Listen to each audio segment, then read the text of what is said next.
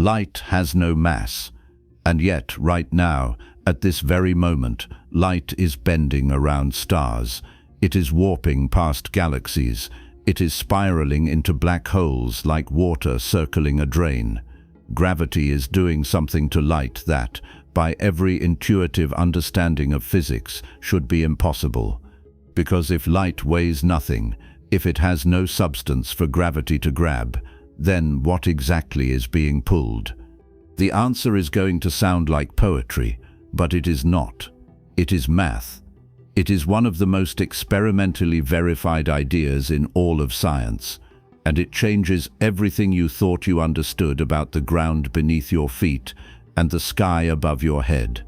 On May 29, 1919, during a total solar eclipse off the coast of West Africa, a team of astronomers pointed their telescopes at stars near the edge of the sun and took a photograph that would rewrite reality.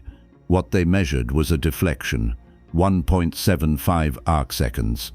A deviation so small you would need a protractor the size of a city to see it with the naked eye, but it was there. And it was exactly what Albert Einstein had predicted 3 years earlier, not with telescopes or experiments, but with equations that treated gravity not as a force, but as the shape of space itself. Newton couldn't explain it. His gravity was a pull, an invisible hand reaching across the void. But a pull needs mass, and light has none. Einstein saw deeper. He realized gravity does not pull at all. It bends. It curves. It reshapes the stage on which everything, including light, must move. And once you see that, once you truly absorb what it means, the universe stops being a collection of objects floating in empty space and becomes something far stranger, a fabric, a geometry, a living structure that folds, twists, and breathes with every ounce of energy it contains. This is that story. Welcome to Magnetic Space. If you're new here, please subscribe.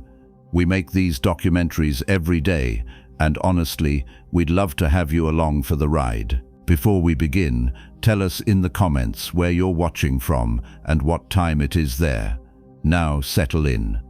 This is going to be a good one. Light moves at 186,000 miles per second. That number is so familiar, it barely registers anymore.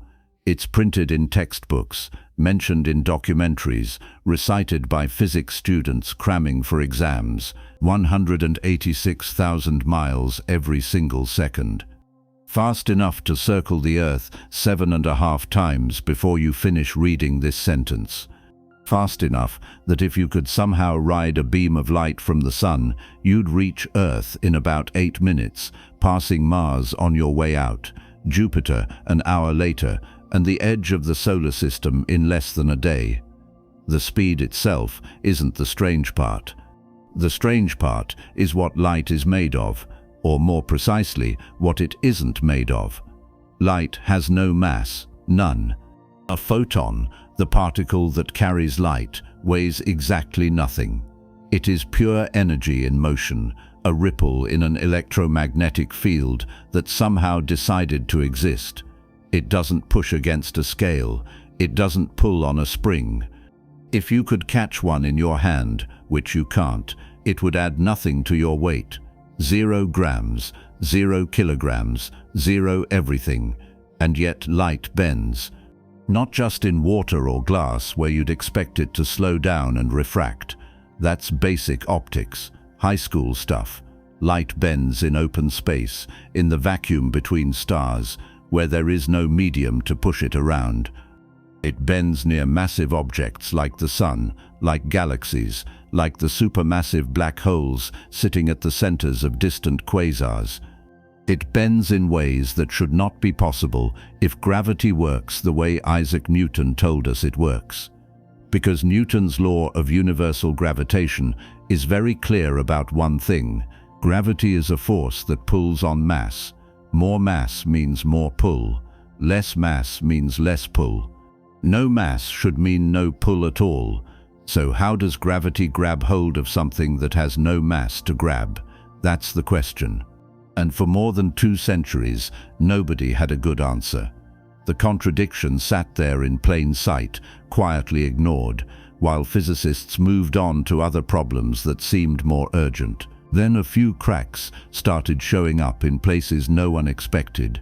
Small anomalies in the data, tiny discrepancies that didn't quite fit. And once people started pulling on those threads, the entire fabric of classical mechanics began to unravel. The first thread was Mercury, the planet closest to the Sun, smallest of the terrestrial worlds, a scorched ball of rock whipping around its orbit faster than anything else in the solar system.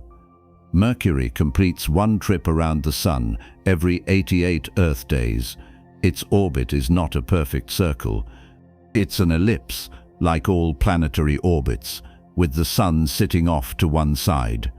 The point where Mercury comes closest to the Sun is called the perihelion, and that point moves. Every time Mercury completes an orbit, the perihelion shifts forward by a tiny amount.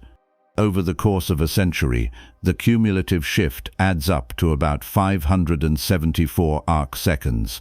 That's less than 1/6 of a degree. Most of that shift is easy to explain. The gravitational tugs from Venus, Earth, Jupiter, and the other planets pull on Mercury as it orbits, nudging its path slightly with each pass. When astronomers in the 19th century did the math, accounting for every planetary influence they could think of, they predicted a perihelion shift of about 531 arcseconds per century. Close, very close, but not exact. There was a leftover, an extra 43 arcseconds per century that Newton's equations could not account for. 43 arcseconds doesn't sound like much. It isn't much. But in a field where predictions routinely match observations to several decimal places, an unexplained remainder of 43 arcseconds is a flashing red light. It means something is missing from the model. Either there's a hidden mass out there tugging on Mercury that no one has found, or the law of gravity itself is incomplete. Astronomers went looking for the hidden mass first. Some proposed a planet closer to the Sun than Mercury, a small dark world they called Vulcan. Searches were conducted. Telescopes were aimed. No planet was ever found. Others suggested a belt of asteroids or a ring of dust circling the Sun just inside Mercury's orbit. Again, nothing. The 43 arcseconds remained stubbornly unexplained. Newton's law, which had worked flawlessly for every other object in the solar system, could not predict the orbit of the planet closest to the heat. Then there was stellar aberration, discovered in 1728 by an English astronomer named James Bradley. He was trying to measure the parallax of stars, the tiny apparent shift in their positions caused by Earth's motion around the Sun. What he found instead was something stranger. Stars appeared to shift position not because of parallax, but because of Earth's velocity through space. Imagine standing still in a rainstorm. The rain falls straight down. Now start walking forward. Suddenly the rain seems to be coming at you at an angle, even though it's still falling vertically. The faster you walk, the steeper the angle. Stellar aberration is the same effect applied to starlight. As Earth moves along its orbit, the light from distant stars appears to tilt slightly in the direction of Earth's motion.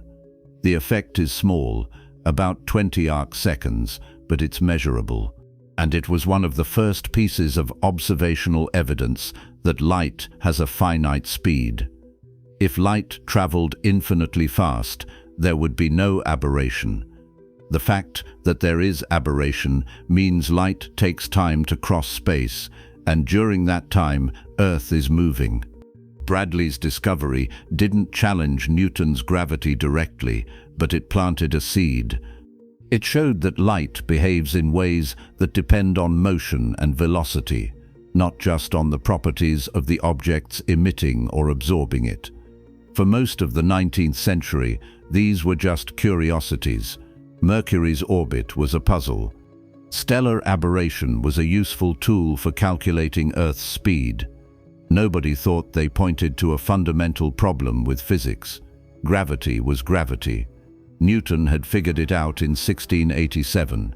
The law of universal gravitation stated that every object in the universe attracts every other object with a force proportional to the product of their masses and inversely proportional to the square of the distance between them.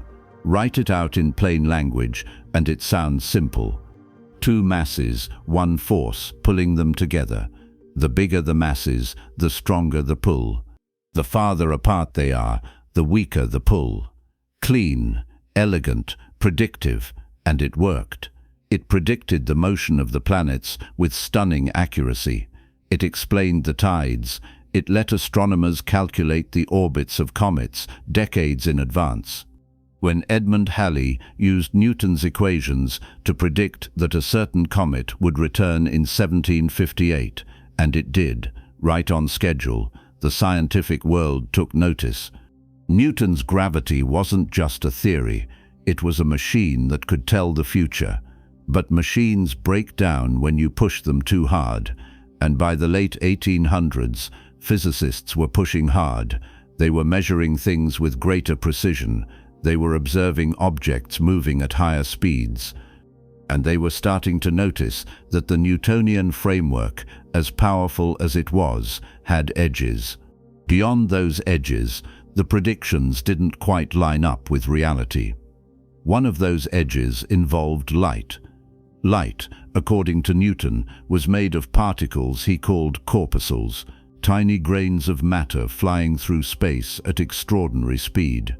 If light was made of particles with mass, then gravity should bend their paths, just like it bends the path of a thrown rock. Newton even speculated about this in his book Optics, published in 1704. He suggested that light passing near a massive body might be deflected slightly by that body's gravity. The idea was reasonable within his framework. Particles have mass. Gravity pulls on mass. Therefore, gravity should pull on light. Except light doesn't have mass, not in the way Newton's corpuscles would need to. By the early 20th century, experiments had shown that light was not simply a stream of particles, it was also a wave, an oscillation in electric and magnetic fields propagating through space.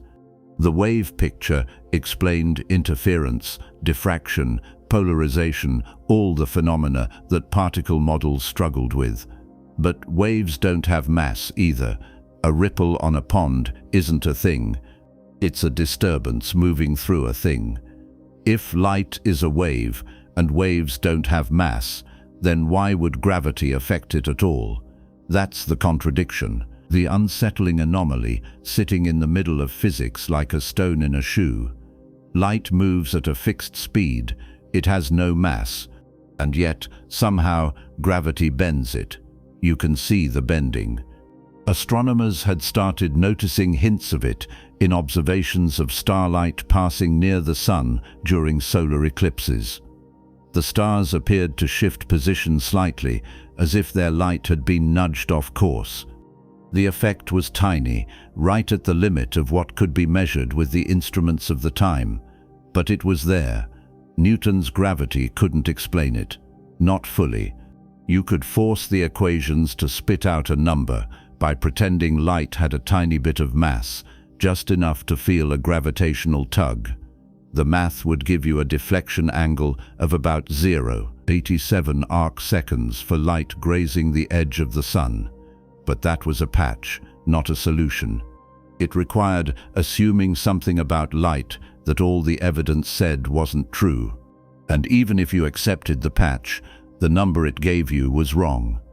When the observations got better, the measured deflection turned out to be nearly twice as large as Newton's prediction. So either Newton's law was incomplete or gravity wasn't what everyone thought it was. For more than 200 years, gravity had been understood as a force, an invisible pull reaching across empty space, acting instantaneously on everything with mass. The force was always attractive, never repulsive. It weakened with distance, but never disappeared entirely. Every object in the universe was connected to every other object by this force, creating an invisible web of gravitational influence stretching across the cosmos. It was a beautiful idea. It was also, as it turned out, wrong. Not completely wrong. Newton's equations still work perfectly fine for most situations. If you're launching a satellite or calculating the trajectory of a baseball, Newtonian gravity is more than accurate enough. But when you push into extreme conditions, high speeds, strong gravitational fields, objects moving near the speed of light, the Newtonian model starts to crack.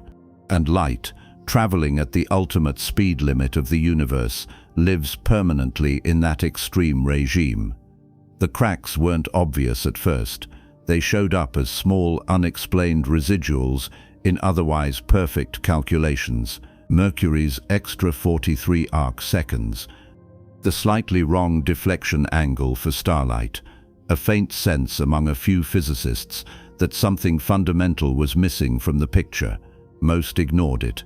A handful didn't, and one of them, a young clerk working in a Swiss patent office, started asking a different kind of question. He didn't ask how gravity pulls on light.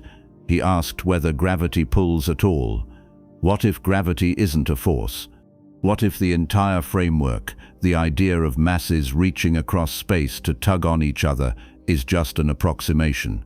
A useful fiction that works well enough at low speeds and weak fields, but breaks down when you look closer. What if gravity is something else entirely? Not a pull, but a shape. Not a force acting on objects, but a feature of the space those objects move through. That question, once asked, couldn't be unasked, and the answer, when it finally came, didn't just explain why light bends. It redrew the map of reality. It turned out that space and time aren't the rigid stage on which physics happens. They're part of the play. They bend, stretch, and warp in the presence of mass and energy, and light, which has no mass but carries energy, follows the curves. It doesn't get pulled. It just travels in the straightest possible line through a space that isn't straight anymore. The idea sounded insane. It violated every intuition humans had built up over millennia of watching things fall. But the math worked. The predictions matched. And when astronomers finally tested it during a solar eclipse in 1919, measuring the deflection of starlight with the sun's mass warping space around it, the results matched the new theory's predictions almost exactly. Not Newton's number, the other one. The one that said gravity wasn't a force at all. That theory had a name, general relativity. And the man who built it spent 10 years wrestling with equations that would have broken most mathematicians. He wasn't trying to overthrow Newton. He was just trying to understand why light, which should be immune to gravity, bent anyway. What he found in the process was something no one had been looking for. A new picture of the universe where mass doesn't pull and space isn't empty, where the fabric of reality itself is dynamic, responsive, alive in a way no one had imagined. But before we get to that, before we talk about curved spacetime and geodesics and the eclipse that made Einstein a household name, we need to go back further. Because Einstein wasn't the first person to wonder whether gravity might be something other than a pull. There were others before him, scattered across the 18th and 19th centuries, who noticed the cracks and tried to explain them. Most of them failed. A few came tantalizingly close. And their forgotten ideas, buried in old journals and overlooked papers, contain the seeds of the revolution that was coming. The idea that light might be affected by gravity did not begin with Einstein. It didn't even begin in the 20th century. More than 100 years before general relativity upended physics, a small group of thinkers working independently in England, France, and Germany had already begun asking the question. They didn't have the right answer. They couldn't have. The tools they needed hadn't been invented yet. But they saw the problem clearly, and they tried to solve it using the only framework they had: Newtonian mechanics.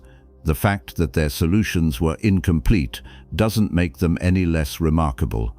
What makes them remarkable is that they were asking the question at all, in an era when most scientists assumed gravity and light had nothing to do with each other.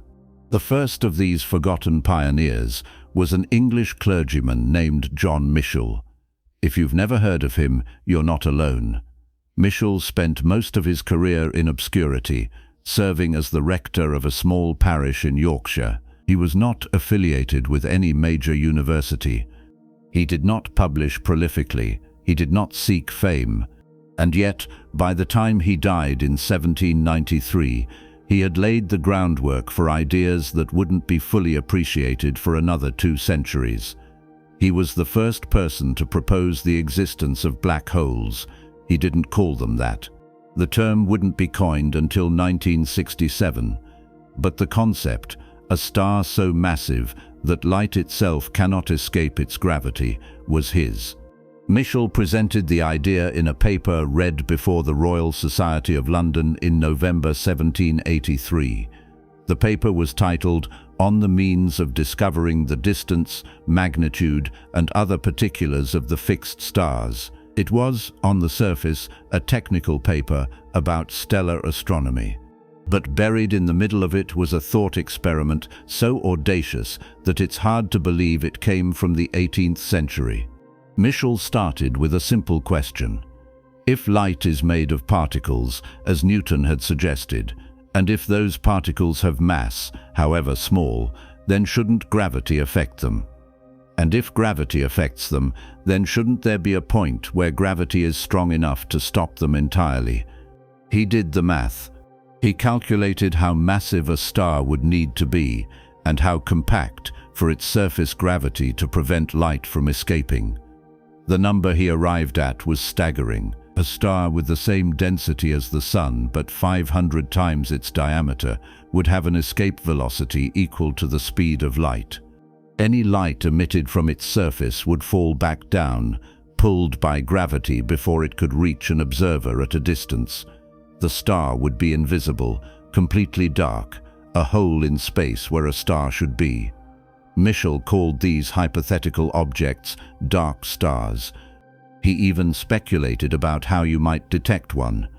If a dark star was part of a binary system, orbiting around a visible companion, you could infer its presence by watching the visible star wobble. The wobble would reveal the gravitational influence of something massive and unseen. It's the exact same technique astronomers use today to find black holes in binary systems. Michell described it in 1783. The paper was published in the Philosophical Transactions of the Royal Society. A few people read it, fewer understood what he was proposing. The idea of an invisible star contradicted everything astronomy was built on. Stars were supposed to shine, that's what made them stars. A star that didn't shine wasn't a star at all. It was a paradox, and most of Michell's contemporaries dismissed it as an interesting but ultimately useless curiosity. There was no way to test it, no way to observe it, no reason to take it seriously. Michell's dark stars faded into obscurity. His paper gathered dust. And 13 years later, on the other side of the English Channel, a French mathematician named Pierre-Simon Laplace independently arrived at the same idea. Laplace was not an obscure parish rector. He was one of the most famous scientists in Europe, a towering figure in mathematics, astronomy, and physics. He had worked with Lavoisier on chemistry, with Lagrange on celestial mechanics, and with Napoleon on, well, impressing Napoleon. He was a member of the French Academy of Sciences, a professor at the École Militaire, and the author of the Mécanique Céleste, a 5-volume treatise that reformulated Newtonian mechanics using calculus. When Laplace spoke, people listened. In 1796, Laplace published the first edition of his book, Exposition du Système du Monde, a popular summary of contemporary astronomy written for educated readers who didn't have the mathematical background to work through the Mécanique Céleste. In one of the later sections, he included a brief passage on the possibility that some stars might be invisible due to their immense gravitational pull. He calculated, just as Michell had, that a star with a diameter 250 times that of the Sun, assuming the same density, would have a surface gravity strong enough to prevent light from escaping. The wording was cautious. Laplace didn't dwell on the idea.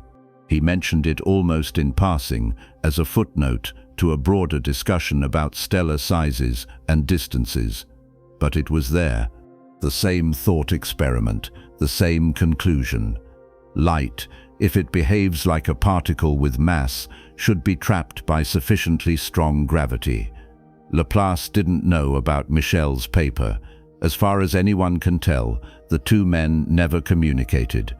They arrived at the idea separately, using the same Newtonian framework, working from the same assumptions about light and gravity. And then, just like Michell's paper, Laplace's dark stars were ignored. The idea showed up in the first edition of Exposition du Système du Monde, and in the second edition published in 1799. Then Laplace quietly removed it. By the third edition in 1808, the passage about invisible stars had been deleted. No explanation was given. Some historians speculate that Laplace had grown uncomfortable with the idea, possibly because new experiments were beginning to challenge the Newtonian corpuscular model of light. By the early 1800s, wave theories of light were gaining ground, and if light was a wave rather than a particle, then the whole premise of dark stars collapsed. Waves don't have mass. Gravity shouldn't affect them. Laplace may have realized that his invisible stars rested on a shaky foundation, and he chose to cut them loose rather than defend them. But the idea didn't die. 5 years before Laplace deleted the passage from his book, a German astronomer named Johann Georg von Soldner picked it up and carried it further than either Michell or Laplace had dared to go. Soldner didn't just ask whether gravity could trap light. He asked whether gravity could bend it, and he calculated, for the first time, exactly how much. Soldner's paper was published in 1801 in the Berliner Astronomisches Jahrbuch, the Berlin Astronomical Yearbook.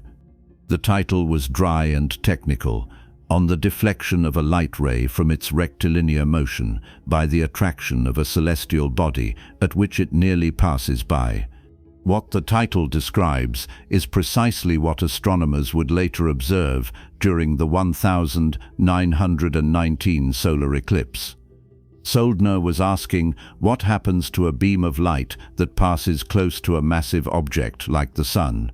Does it travel in a straight line, or does the Sun's gravity pull it off course? He treated light as a stream of particles, tiny corpuscles flying through space at a fixed speed. He assumed those particles had mass, even if the mass was infinitesimally small. Then he applied Newton's law of gravitation. If a light particle passes near the Sun's gravity exerts a force on it. That force acts perpendicular to the particle's direction of motion, pulling it slightly inward. The particle doesn't slow down, it just curves. The closer the particle passes to the Sun, the stronger the gravitational pull, and the larger the deflection. Soldner worked out the geometry. He set up the equations, integrated them, and solved for the deflection angle. The math wasn't trivial, but it wasn't beyond the reach of an astronomer trained in Newtonian mechanics.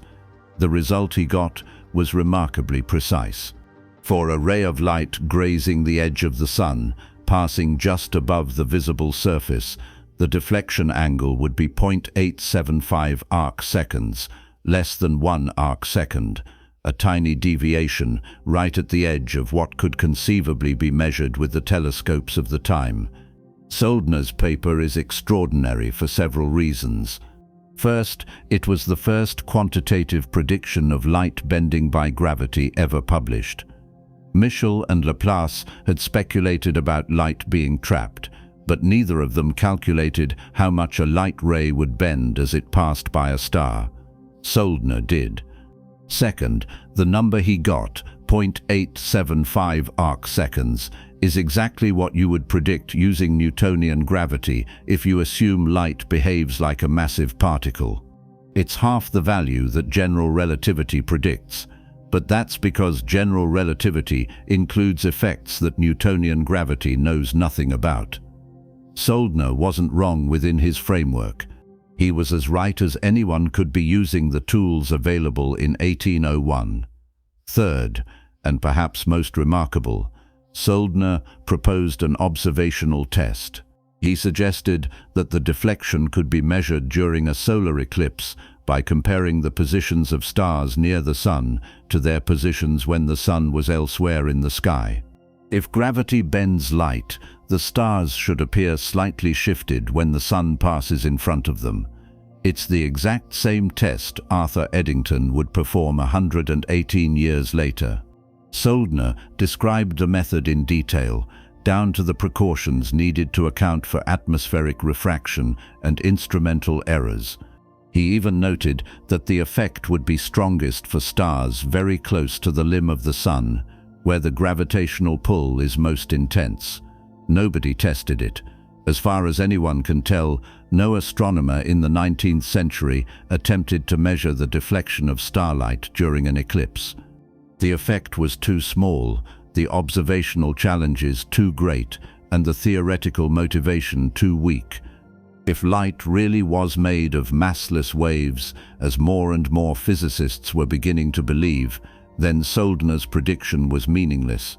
A deflection calculated using the wrong model of light wouldn't show up in the real world. So the paper was filed away, cited occasionally in German astronomical journals, and largely forgotten. For more than a century, Soldner's calculations sat in obscurity. It wasn't rediscovered until 1921, 2 years after Eddington's eclipse observations had confirmed Einstein's prediction of light bending. A German physicist named Philipp Leonard, who had complicated feelings about Einstein for reasons that had more to do with politics than physics, dug up Soldner's paper and accused Einstein of plagiarism. Leonard claimed that Einstein had merely repeated Soldner's work without giving credit, and that the entire foundation of general relativity was built on ideas stolen from earlier German scientists. The accusation was absurd. Einstein had never read Soldner's paper. Nobody had. The Berliner Astronomisches Jahrbuch wasn't exactly required reading for theoretical physicists in Zurich and Berlin. More importantly, Einstein's calculation was fundamentally different from Soldner's. Soldner had used Newtonian gravity and treated light as a particle with mass. Einstein used curved spacetime and treated light as massless. The fact that Einstein's predicted deflection, 1.75 arcseconds, was exactly twice Soldner's value wasn't a coincidence. It was a direct consequence of the difference between the two theories. General relativity includes an additional contribution from the curvature of space itself, a contribution that doesn't exist in Newtonian gravity. That extra factor of 2 is the signature of curved spacetime. Leonard's attack fizzled. Soldner's paper was acknowledged as a historical curiosity, a fascinating example of pre-relativistic thinking, but not a precursor to Einstein's work. And in a way, that's exactly what it was. Michell, Laplace, and Soldner were all working within the Newtonian framework, and within that framework, their reasoning was sound. If light is made of particles, and if particles have mass, and if gravity is a force that pulls on mass, then gravity should affect light. The math follows cleanly. The predictions are testable. The logic is airtight. The problem is that every one of those assumptions turned out to be wrong. Light is not made of classical particles, photons have no rest mass, and gravity is not a force that pulls on mass. It's a curvature of spacetime that affects the motion of anything traveling through it, mass or no mass. The Newtonian framework, as elegant as it is, simply cannot accommodate those ideas. You can't patch it, you can't stretch it far enough. You need a completely different foundation. But here's the thing. Michell, Laplace, and Soldner didn't know that. They were working with the best tools available to them, and they used those tools brilliantly. They saw a question that nobody else was asking, and they pursued it as far as their framework would allow.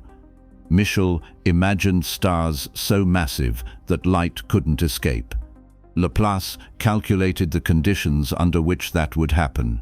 Soldner predicted a measurable deflection of starlight and described how to test it. They planted seeds that wouldn't sprout for more than a century, but when those seeds finally did sprout, they grew into something none of them could have anticipated. There's a broader lesson here about how science actually progresses. It's tempting to think of scientific revolutions as sudden breaks, clean divisions between the old wrong way of thinking and the new correct way. In reality, revolutions are messier. They start with people noticing that the old framework doesn't quite work in every situation. They try to fix it. They stretch it as far as it will go. They propose modifications, tweaks, adjustments, and eventually someone realizes that no amount of stretching will do the job. You need a new framework entirely. That's what happened with gravity and light. Michell, Laplace, and Soldner were stretching Newtonian mechanics as far as it would go. They were pushing it into a regime where it didn't quite fit, where the assumptions started to crack. They didn't realize they were doing that. They thought they were just solving a straightforward problem using standard methods. But the fact that they kept arriving at ideas that sounded almost absurd, invisible stars, light falling back to the ground, starlight bending in empty space, should have been a hint that something deeper was going on. None of their contemporaries picked up on that hint. The scientific community in the late 18th and early 19th centuries was focused on other problems. The wave theory of light was gaining momentum, driven by experiments on interference and diffraction that the particle model couldn't explain. Electromagnetism was emerging as a new field, with Michael Faraday and later James Clerk Maxwell showing that electricity and magnetism were two aspects of the same underlying phenomenon. Thermodynamics was being formalized, statistical mechanics was being born, and the atomic theory of matter was slowly gaining acceptance.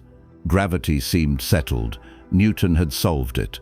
There were a few loose ends, Mercury's orbit, the deflection of starlight, but those were details. Nobody expected gravity itself to need a fundamental rethinking, except for one person. A young man who in 1905 was working in a patent office in Bern, Switzerland, processing applications for electromagnetic devices and thinking about the nature of time. He had read Maxwell. He had thought deeply about what it meant for the speed of light to be constant, the same for all observers, regardless of their motion. And he had started to realize that if the speed of light really was a universal constant, then space and time couldn't be the fixed, absolute quantities that Newton had assumed. They had to be flexible, relative, interwoven. That realization led to Special Relativity, published in 1905. Special relativity explained how space and time adjust themselves to keep the speed of light constant. It unified them into a single entity called spacetime. It showed that mass and energy are equivalent, two forms of the same thing. And it predicted that nothing with mass could ever reach the speed of light, because as an object accelerates, its mass effectively increases, and it would take infinite energy to push it all the way to light speed. Special relativity was radical. It overturned centuries of assumptions about the nature of time and space, but it didn't touch gravity. Gravity in special relativity was still Newtonian, still a force acting instantaneously across space. And that created a new problem, because special relativity said that nothing could travel faster than light, no signal, no force, no influence of any kind. If the sun suddenly vanished, Earth wouldn't feel the change in gravity for 8 minutes, the time it takes for light to travel from the sun to Earth. But Newton's gravity acted instantaneously. If the sun vanished, Earth's orbit would change immediately. The contradiction was glaring. Einstein knew it, and he spent the next 10 years trying to fix it, trying to build a new theory of gravity that would be consistent with relativity. The result, published in 1915, was general relativity, and general relativity said something stunning. Gravity is not a force at all. It's the curvature of spacetime itself, caused by the presence of mass and energy. Objects don't move because they're being pulled by a force. They move because they're following the straightest possible paths through curved spacetime. And light, even though it has no mass, follows those same curved paths because spacetime doesn't care whether you have mass. It curves regardless, and anything traveling through it, photons included, follows the curves. That idea, the idea that mass curves spacetime and that curvature dictates motion, was completely absent from the work of Michell, Laplace, and Soldner. It couldn't have been there. The concept of spacetime didn't exist yet. The mathematical tools needed to describe curved geometries hadn't been applied to physics. The notion that gravity could be anything other than a force would have sounded like nonsense. And yet, in their own way, these three men were groping towards something. They sensed that gravity and light had to interact, even if they couldn't explain why. They built models that were incomplete, but those models pointed in a direction that would eventually lead to the right answer. By the time Einstein published General Relativity, all three of them were long dead. Michell had died in 1793, Laplace in 1827, Soldner in 1833. None of them lived to see their speculations validated, or more accurately, superseded. Their names don't appear in most physics textbooks. Their contributions are footnotes at best. But without them, without that slow accumulation of ideas and questions and half-formed intuitions, the leap to general relativity would have been even harder to make. Science doesn't happen in a vacuum. Every breakthrough stands on the shoulders of earlier work, even the work that turned out to be wrong. Einstein didn't need Soldner's calculation. He didn't need Michell's dark stars or Laplace's invisible suns. But the fact that people had been thinking about gravity and light for more than a century before him meant that when he finally proposed a radically new theory, the ground had already been prepared. The question was already in the air. All he had to do was answer it. Not with a patch, not with a tweak, but with a completely new way of understanding what gravity is. And that answer, when it came, arrived in stages. Not all at once, not in a single flash of insight, but in layers. First came special relativity, published in 1905, which solved one set of problems and immediately created another. Then came 10 years of struggle, false starts, and mathematical agony before Einstein finally assembled the full picture. General relativity, the theory that turned gravity from a force into geometry. But to understand why that was necessary, why Einstein couldn't just stop with special relativity and call it a career, you need to understand what special relativity actually said and more importantly, what it didn't say.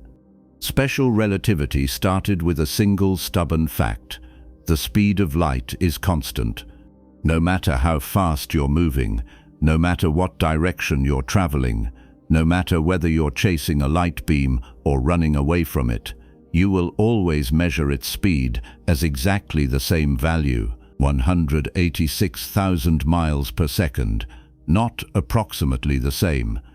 Exactly the same, to several decimal places, every single time.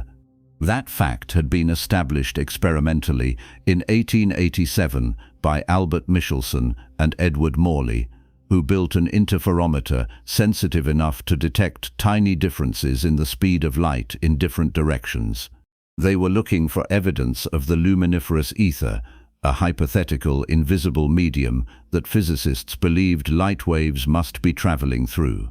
If the ether existed, and if Earth was moving through it, then light traveling in the direction of Earth's motion should move slightly faster than light traveling perpendicular to it. The difference would be tiny, but Michelson and Morley's apparatus was precise enough to catch it. They found nothing, no difference. Light moved at the same speed in every direction they tested, regardless of Earth's motion through space. The result baffled everyone. Some physicists tried to explain it by proposing that the ether was being dragged along with the Earth, creating a local bubble where the light speed appeared constant. Others suggested that the apparatus itself was contracting in the direction of motion, just enough to hide the effect. The explanations got increasingly convoluted. Einstein took a different approach. He simply accepted the experimental result at face value and asked what it implied.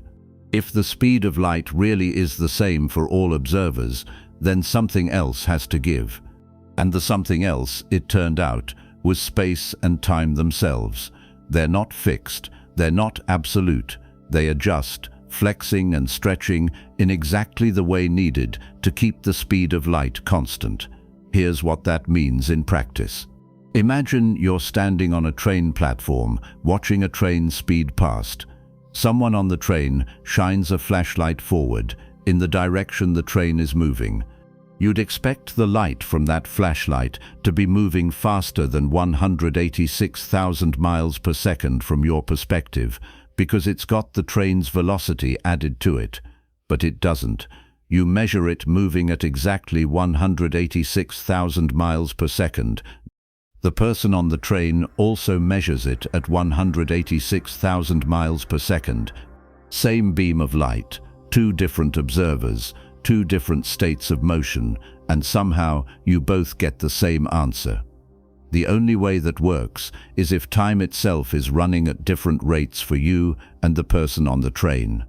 From your perspective, the clock on the train is ticking slower than your clock. From the train passenger's perspective, your clock is ticking slower. Neither of you is wrong. Time genuinely passes at different rates depending on your motion. It's not an illusion. It's not a trick of perception. Clocks moving relative to each other actually tick at different speeds, and the difference is exactly what's needed to make the speed of light come out the same for both observers. The same thing happens with distance. If you measure the length of the train while it's moving past you, you'll get a shorter answer than if you measured it while it was sitting still. The train physically contracts in the direction of motion, not because it's being squeezed by some external force, but because space itself is adjusting to keep the speed of light constant. The faster the train moves, the more it contracts, and the slower its clocks tick. At everyday speeds, the effect is microscopic. A car moving at 60 miles per hour contracts by less than the width of an atomic nucleus. But at speeds approaching the speed of light, the effect becomes enormous. A spaceship moving at 99% of light speed would contract to about 1/7 of its resting length, and time on board would pass 7 times slower than time on Earth. Special relativity unified space and time into a single entity called spacetime. In Newtonian physics, space and time were completely separate. Space was the three-dimensional stage where events happened. Time was the universal clock ticking in the background, the same for everyone everywhere. Einstein showed that this picture was wrong. Space and time are interwoven. They trade off against each other. Move faster through space, and you move slower through time. The total velocity through spacetime, combining motion through space and motion through time, always adds up to the speed of light. You're always moving through spacetime at light speed. It's just that when you're sitting still in space, all of that motion is directed through time. When you start moving through space, some of that motion gets redirected, and your passage through time slows down accordingly.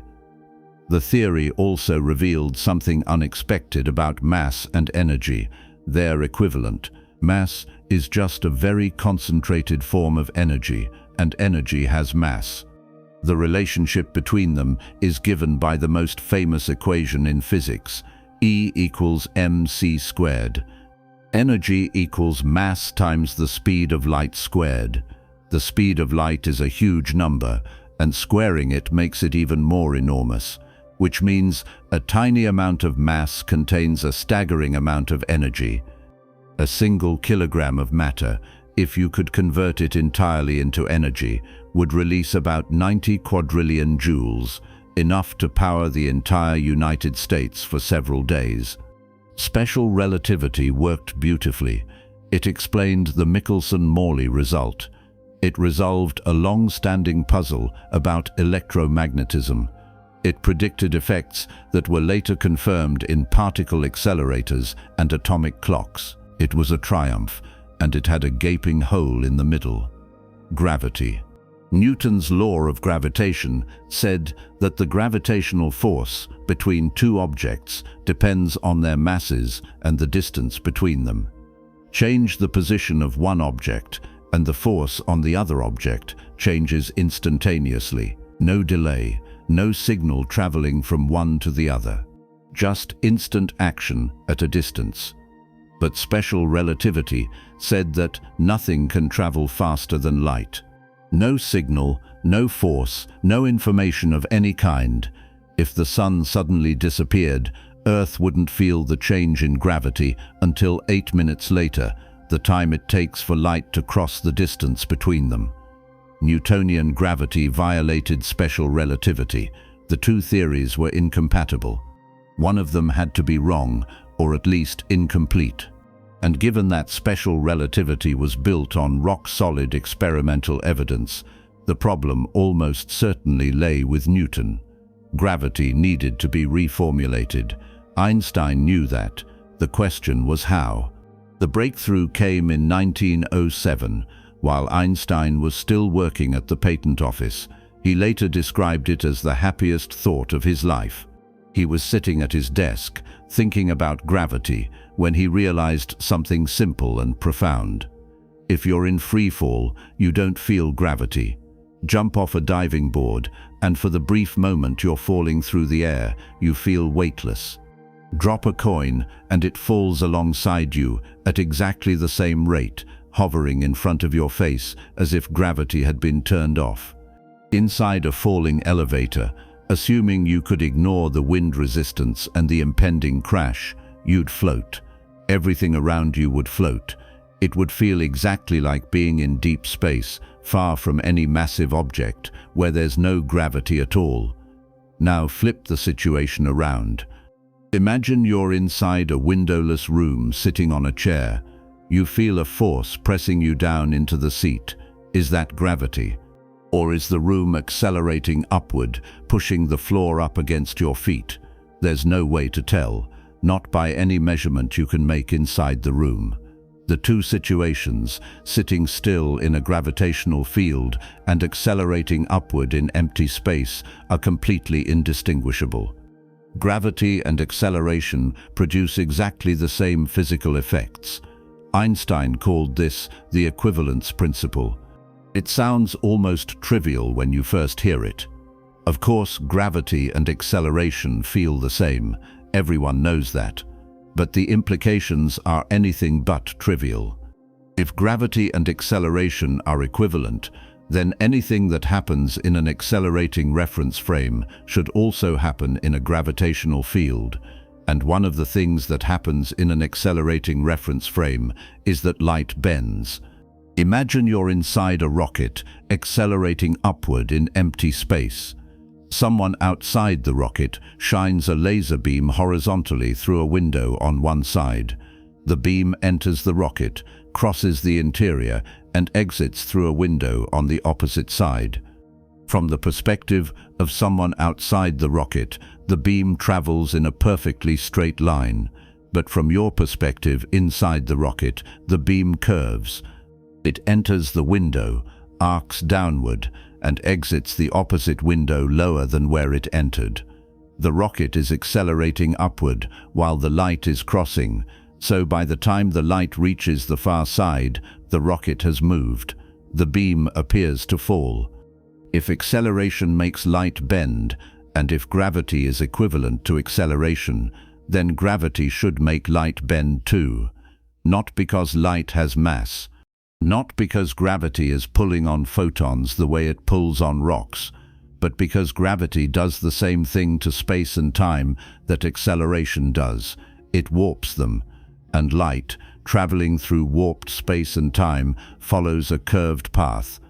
That realization pointed Einstein towards something much bigger. If gravity can curve the path of light, then gravity must be curving space-time itself. Not space alone, but space-time, the unified four-dimensional structure that special relativity had revealed. Mass doesn't pull on other mass across empty space. Mass warps the space-time around it, creating curves and dips and slopes. Other objects moving through that warped space-time follow the curves. They're not being pulled, they're just traveling in straight lines through a space that isn't flat anymore. The idea is hard to visualize because we're used to thinking of space as three-dimensional and time as something separate. Space-time is four-dimensional, 3 dimensions of space plus 1 of time, and our brains are not wired to picture four-dimensional geometries. So physicists usually fall back on an analogy. Imagine space-time as a stretched rubber sheet. Place a heavy ball in the middle of the sheet, and it creates a dip, a curved depression in the surface. Now roll a smaller ball across the sheet. If you roll it far from the heavy ball, it travels in a straight line. But if you roll it close to the depression, it curves toward the heavy ball, spiraling inward. The smaller ball isn't being pulled by a force, it's just following the shape of the surface. That's the picture. Mass curves space-time the way a bowling ball curves a rubber sheet. Objects moving through curved space-time follow the curves the way a marble follows the slope of a funnel. Gravity is geometry. The paths that objects follow, the orbits of planets, the trajectories of comets, the way an apple falls from a tree, all of it is just objects moving along the straightest possible paths through a space-time that's been bent out of shape by the presence of mass and energy. The technical term for those straightest possible paths is geodesics. In flat space, a geodesic is a straight line. Walk forward without turning and you're following a geodesic. But in curved space, geodesics curve. Draw a line on the surface of a sphere, always pointing straight ahead as you go, and you'll trace out a great circle, like the equator or a line of longitude. That's a geodesic on a curved surface. It's the straightest path available, but it's not straight in the way a line on a flat piece of paper is straight. Planets orbit the Sun because they're following geodesics through the curved space-time around the Sun. They're not being pulled, they're not held in place by invisible strings. They're just moving forward through space-time, and the space-time they're moving through is curved by the Sun's mass, so their forward motion traces out an ellipse. From the planet's perspective, it's traveling in a straight line. It's space-time itself that's doing the curving. Light follows geodesics too. In flat spacetime, far from any massive objects, light travels in straight lines, but near a massive object, where spacetime is curved, light's path curves along with it. The photons aren't being pulled by gravity. They have no mass for gravity to pull on, but they're traveling through curved spacetime, and curved spacetime bends their trajectory. The bending isn't a force acting on the photons. It's a consequence of the shape of the space they're moving through. The rubber sheet analogy is helpful, but it has limits. For one thing, the rubber sheet is two-dimensional. It shows how mass curves a surface, but spacetime isn't a surface. It's a four-dimensional structure where time is one of the dimensions being curved. For another thing, the rubber sheet makes it look like gravity is pulling the bowling ball downward, creating the dip. But in the real universe, there's no downward direction. The curvature isn't happening in some external space. Spacetime is all there is. The curvature is intrinsic, built into the structure itself, not embedded in anything else. Despite those limitations, the analogy captures the essential idea. Mass curves spacetime. Objects follow the curves. The curvature is what we perceive as gravity. There's no force pulling things together. There's just geometry, pure geometry, and objects moving through it in the simplest way possible. Einstein spent the next several years working out the mathematics. The geometry of curved spaces had already been developed by mathematicians in the 19th century, people like Carl Friedrich Gauss, Bernhard Riemann, and Elwin Bruno Christoffel. They had built a whole framework called differential geometry, which described how to calculate distances, angles, and curvatures in spaces that aren't flat.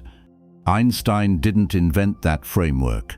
He borrowed it, but applying it to spacetime, figuring out exactly how mass and energy curve the geometry and how objects move through the curved geometry required equations that no one had ever written down before. The final equations, published in November 1915, are called the Einstein field equations. They're ferociously complicated. 10 interrelated equations, each one a statement about how the curvature of spacetime at a particular point is related to the mass and energy present at that point. Solving them requires advanced calculus, and even then, exact solutions are only possible in a handful of special cases. Most situations require numerical approximations done on computers, but the conceptual heart of the equations is simple. Matter tells spacetime how to curve. Spacetime tells matter how to move. That's it. That's general relativity in 2 sentences. Everything else is just working out the details. The theory made predictions, lots of them. Some matched things that Newtonian gravity couldn't explain. Mercury's orbit, for instance. General relativity predicted that the perihelion of Mercury should shift by an extra 43 arcseconds per century, exactly the amount that had been puzzling astronomers for decades. Einstein calculated it in November 1915, and when the numbers matched, he later said his heart skipped a beat. It was the first solid evidence that the theory was on the right track. But the real test, the one that would separate general relativity from every previous theory of gravity, involved light. Newton's gravity, even with Soldner's calculation, predicted that light grazing the sun would bend by 0.87 arcseconds. Einstein's curved spacetime predicted something different, 1.75 arcseconds, almost exactly twice as much. The difference comes from the fact that spacetime has 4 dimensions. In Newtonian gravity, space is flat and time is absolute.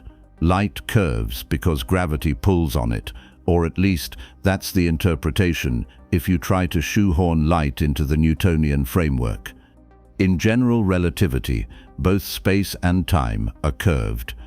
Light curves because it's following a geodesic through curved spacetime, and both the spatial curvature and the temporal curvature contribute to the total bending. The Newtonian prediction captures the spatial part. General relativity adds the temporal part on top of that, doubling the effect. That factor of 2 is crucial. It's the signature of curved spacetime. It's the difference between treating gravity as a force acting in flat space and treating it as the curvature of a four-dimensional geometry. And it's testable. All you need is a solar eclipse. During a total solar eclipse, the moon blocks the sun's light and the sky goes dark enough that stars become visible near the sun's position. Normally, you can't see stars near the sun because the sun's glare overwhelms them. But during totality, the few minutes when the moon completely covers the sun's disk, the stars come out. And if general relativity is correct, the positions of those stars should be shifted slightly away from the sun because their light has been bent as it passed through the curved spacetime around the sun's mass. Measure the positions of the stars during the eclipse. Compare them to their positions at night when the sun is elsewhere in the sky, and you get the deflection angle directly. Einstein published the prediction in 1915. The deflection at the sun's limb should be 1.75 arcseconds. The effect would be largest for stars very close to the edge of the sun and would drop off for stars farther away, following a precise mathematical formula. It was a clean, quantitative, falsifiable prediction. Either the stars would shift by the predicted amount, or they wouldn't. If they didn't, general relativity was wrong. If they did, Newton was out and Einstein was in. There was just one problem. Europe was in the middle of a world war. Organizing an eclipse expedition, traveling to the path of totality with delicate telescopes and photographic equipment, was not exactly a priority for governments focused on trench warfare and artillery bombardments. The next suitable eclipse wouldn't occur until 1919. Einstein would have to wait. He spent the intervening years refining the theory, working out additional predictions, and writing papers that almost no one outside a small circle of theoretical physicists could understand. General relativity was hard, not just mathematically hard, but conceptually hard. The idea that gravity isn't a force, that space-time is a dynamic, flexible structure, that the straightest path through a curved geometry isn't straight, all of it ran counter to centuries of intuition. Most physicists didn't reject it outright. They just couldn't quite wrap their heads around it. But a few people took it seriously. One of them was Arthur Stanley Eddington, a British astrophysicist and one of the first scientists outside Germany to fully understand Einstein's equations. Eddington saw immediately that if the theory was correct, the 1919 eclipse would provide the proof. And he started making plans. By the time the war ended in November 1918, the logistics were already being arranged. 2 expeditions, one to Sobral in Brazil, one to the island of Principe off the west coast of Africa. Both locations sat in the path of totality for the eclipse scheduled for May 29, 1919.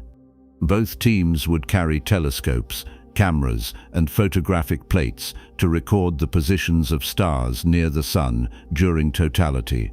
Then they would compare those positions to reference photos taken months later when the sun had moved to a different part of the sky. The observations would be difficult. The stars they needed to photograph were faint, visible only for a few minutes during totality. The deflection they were looking for was tiny, smaller than the width of a human hair viewed from across a football field. Atmospheric distortion, slight errors in the telescope alignment, imperfections in the photographic plates, any of those could swamp the signal. But if the measurements came out clean, if the deflection matched Einstein's prediction, it would be the most important confirmation of a new physical theory in a generation. Einstein had done the math. He had shown that gravity is geometry, that space-time curves, that light follows the curves. Now someone just needed to go outside and check whether the universe agreed. They had 4 years to wait. Einstein published the final version of general relativity in November 1915, including the prediction that starlight grazing the Sun would bend by 1.75 arcseconds, not the Newtonian value of 0.87, twice that. The difference mattered enormously because that factor of 2 was the signature of curved spacetime. It came from the fact that both space and time were being warped by the Sun's mass, not just space alone. If you could measure the deflection accurately enough to distinguish between the two predictions, you would know whether gravity was a force acting in flat space or the curvature of a 4-dimensional geometry. One number would settle the question, but Europe was at war. The kind of war where nations threw entire generations of young men into muddy trenches and watched them die by the millions. Organizing a scientific expedition to photograph stars during a solar eclipse was not high on anyone's priority list, especially an expedition that would require traveling thousands of miles, hauling delicate telescopes and photographic equipment to remote locations, and coordinating observations with military-grade precision. It wasn't going to happen in 1915 or 1916 or 1917. The next suitable eclipse, the next one where the Sun would be positioned against a dense star field during totality, wouldn't occur until May 29, 1919. Einstein would have to wait. The theory would have to wait. And the question of whether Newton or Einstein was right about the fabric of reality would remain unanswered while the world tore itself apart. The scientific community during those years was in a strange position. General relativity had been published. The equations were out there. Anyone with sufficient mathematical training could read them, work through the derivations, and check whether the logic held together. A handful of physicists did exactly that, but understanding the math and accepting the physical picture were two different things. The idea that spacetime was a dynamic, flexible structure that could be bent and stretched by the presence of mass, that gravity was not a force but a geometric property of the universe itself, was so alien to everything physicists had been trained to believe that most of them simply didn't know what to make of it. It wasn't that they thought Einstein was wrong, it was that they couldn't tell whether he was right. The theory was too new, too strange, too far removed from anything that could be tested in a laboratory, and there was a practical problem. General relativity's predictions only diverged noticeably from Newtonian gravity in extreme conditions. Strong gravitational fields, high velocities, situations where space-time curvature became significant. In everyday circumstances, the two theories gave almost identical answers. If you wanted to calculate the orbit of Mars or the trajectory of a cannonball, Newton's equations worked perfectly. You didn't need Einstein. The differences only showed up at the edges, in places where Newtonian gravity had always struggled. Mercury's orbit was one example. The bending of starlight was another. But Mercury's orbit had been a known anomaly for decades, and no one had managed to photograph stars near the Sun during an eclipse with enough precision to measure any deflection at all, let alone distinguish between two predictions separated by less than a single arcsecond. So the theory sat, admired by a small circle of specialists, ignored or misunderstood by almost everyone else. Einstein kept working, publishing follow-up papers, refining the mathematics, exploring the implications, and across the English Channel, one man was paying very close attention. Arthur Stanley Eddington was a British astrophysicist and one of the leading experts on stellar structure. He was also, and this is important, a Quaker and a pacifist. When Britain instituted conscription in 1916, Eddington applied for conscientious objector status. His case was complicated by the fact that he was doing work of national importance, studying the internal workings of stars, and the government wasn't eager to lose one of its top scientists to either the trenches or a prison cell. A compromise was reached. Eddington would be exempt from military service on the condition that he continue his scientific research. Specifically, on the condition that he lead an expedition to test Einstein's prediction about light bending during the upcoming 1919 eclipse. It's hard to say how much of that story is true and how much is embellishment added after the fact. The timeline is murky. What's clear is that by 1917, Eddington had become one of the few people in Britain who fully understood general relativity. He had studied Einstein's papers in detail, worked through the equations, and grasped the physical picture, and he believed the theory was probably correct. Not because it matched existing data, though Mercury's orbit was suggestive, but because it was beautiful. The mathematics was elegant. The conceptual framework was coherent. It solved problems that Newtonian gravity couldn't touch. Eddington later wrote that general relativity had a kind of inevitability to it, as if once you started down the path of combining relativity with gravity, this was the only place you could end up. But beauty wasn't enough. Theories, no matter how elegant, had to be tested. And Eddington saw the 1919 eclipse as the perfect opportunity. The Sun would pass in front of a particularly dense cluster of stars in the Hyades, part of the constellation Taurus. That meant there would be plenty of bright stars visible near the Sun's edge during totality, giving multiple independent measurements of the deflection.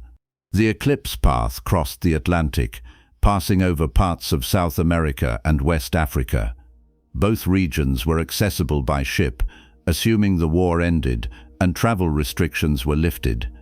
The weather prospects were decent, and the timing, with totality occurring in the late afternoon, would give observers several minutes of darkness to photograph as many stars as possible.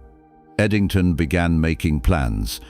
He would lead one expedition himself, traveling to the island of Principe off the coast of West Africa. A second team, led by astronomer Andrew Crommelin, would go to Sobral in northern Brazil. 2 sites, 2 independent sets of observations, 2 chances to get usable data. If clouds rolled in over one location, the other might still have clear skies. If one set of equipment malfunctioned, the other could carry the result. The redundancy was critical because eclipses don't wait. Miss your window and you're done. The next comparable eclipse wouldn't happen for years, and by then someone else might have beaten you to the measurement. The methodology was straightforward in principle, fiendishly difficult in practice. During the eclipse, when the sun's light was blocked by the moon and the sky went dark enough for stars to appear, the teams would photograph the star field around the sun. Then, months later, they would photograph the same star field at night when the sun was on the opposite side of the sky, far away from those stars. Compare the 2 sets of images and you could measure how much each star's position had shifted. Stars closer to the sun's edge should show larger shifts. Stars farther away should show smaller shifts. The pattern of shifts would follow a specific mathematical formula predicted by general relativity, and the maximum shift for a star just grazing the sun's limb should be 1.75 arcseconds. 1.75 arcseconds is unimaginably small. It's the angle subtended by a dime viewed from 2 miles away, or the width of a human hair seen from across a football field. Measuring that shift required photographic plates with extremely fine resolution, telescopes with rock-solid mounts, and reference images taken under nearly identical conditions. Any vibration, any thermal expansion of the telescope tube, any distortion from atmospheric turbulence could wash out the signal entirely. The stars they needed to photograph were faint. The time window during totality was short, and the whole enterprise depended on having clear skies at the moment of the eclipse. There were a lot of ways for this to go wrong. The war ended in November 1918. By early 1919, the expeditions were being organized. Eddington's team prepared to sail for Principe. Cromelin's team packed their equipment for Sobral. Both groups carried identical instruments, a pair of telescopes and sets of photographic plates, along with backup equipment in case anything broke. They shipped out in March, giving themselves 2 months to set up, test the equipment, and wait for the eclipse. Principe is a small island, barely more than a volcanic peak, rising out of the Gulf of Guinea. The terrain is rugged, covered in dense tropical vegetation, and the weather is unpredictable. Eddington and his assistant, Edwin Cottingham, arrived in late April and began setting up their instruments on a plantation near the town of Sunday. They had one telescope, a 13-inch refractor, mounted on a sturdy frame and aligned with the celestial pole. The alignment had to be perfect because during the eclipse they would be tracking the sun as it moved across the sky, keeping it centered in the camera's field of view. Any drift, any wobble, and the stars would blur. They tested the setup repeatedly, photographing stars at night, checking the focus, making sure the photographic plates were loading correctly. Everything seemed to be working. Then, on the morning of May 29, clouds moved in, thick, heavy clouds that completely obscured the sun. Eddington watched the sky, hoping they would clear. The eclipse was scheduled to begin just after noon local time. Totality would last about 5 minutes, starting around 2 in the afternoon. If the clouds didn't break, the entire expedition would be a failure. At Sobral, the weather was perfect. Clear skies, calm air, ideal conditions. Cromelin's team had set up 2 instruments, a 4-inch telescope and a larger astrographic lens, both aimed at the sun. They ran through their checklists, loaded the plates, and waited. First contact came exactly on schedule. The moon began its slow crawl across the sun's face, taking a small bite out of the western edge. Over the next hour, the bite grew. The sky dimmed, the temperature dropped. Animals that normally only came out at night started stirring. And then, at the moment of totality, the sun's corona burst into view, a shimmering halo of superheated plasma surrounding the black disk of the moon. The team started photographing. Stars appeared, faint points of light scattered around the eclipsed sun. The exposures had to be timed carefully. Too short, and the stars wouldn't show up. Too long, and the plates would overexpose. They worked quickly, methodically, snapping image after image while totality lasted. 5 minutes. It sounds like a long time when you're sitting in a waiting room. It's nothing when you're trying to capture data that might rewrite the laws of physics. Back on Principe, the clouds began to thin. Not completely, not enough to give a perfectly clear view, but enough that when totality arrived, Eddington could see the sun's corona through the gaps. He started taking exposures, knowing that most of them would probably be useless. The clouds were drifting across the field, blurring the stars, adding noise to the images. He shot anyway. 16 plates total. Then totality ended, the moon moved on, and the sun's overwhelming glare returned. It was over. They had their data. Whether that data was good enough to answer the question was something they wouldn't know until they developed the plates and examined them in detail. That process took weeks.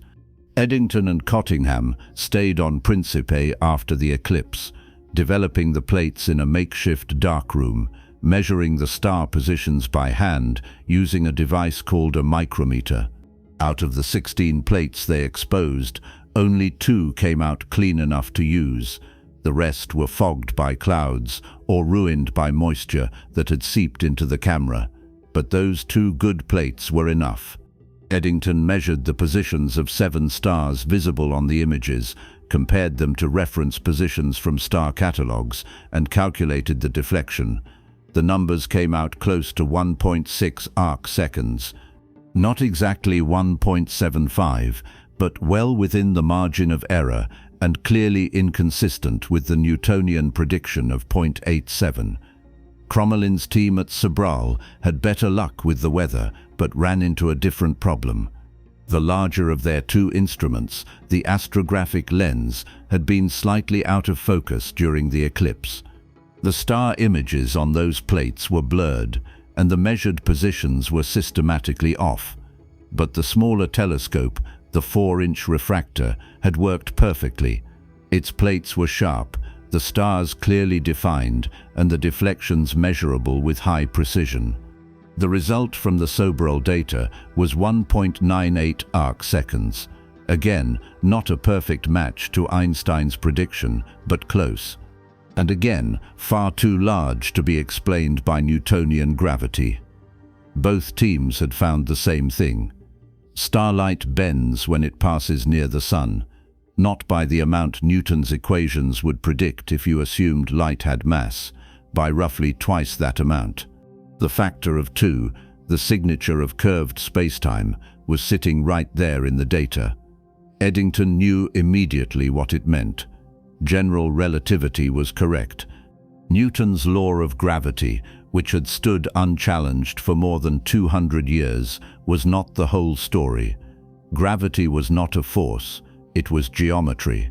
The results were announced at a joint meeting of the Royal Society and the Royal Astronomical Society in London on November 6, 1919. The room was packed. Physicists, astronomers, journalists, everyone who could get an invitation showed up to hear whether the eclipse observations had confirmed or refuted Einstein's theory.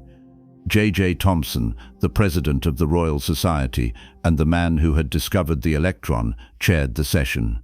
He opened by noting that the results, if correct, represented one of the most important scientific discoveries of the century. Then Eddington and Crommelin presented their data, the deflection values, the error bars, the comparison to both Newtonian and relativistic predictions.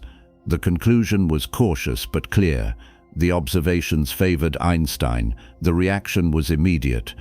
Within days, newspapers around the world were running headlines about the eclipse, the bending of starlight, and the German physicist who had overthrown Newton. The New York Times ran the story on its front page with the headline, "Lights All Askew in the Heavens."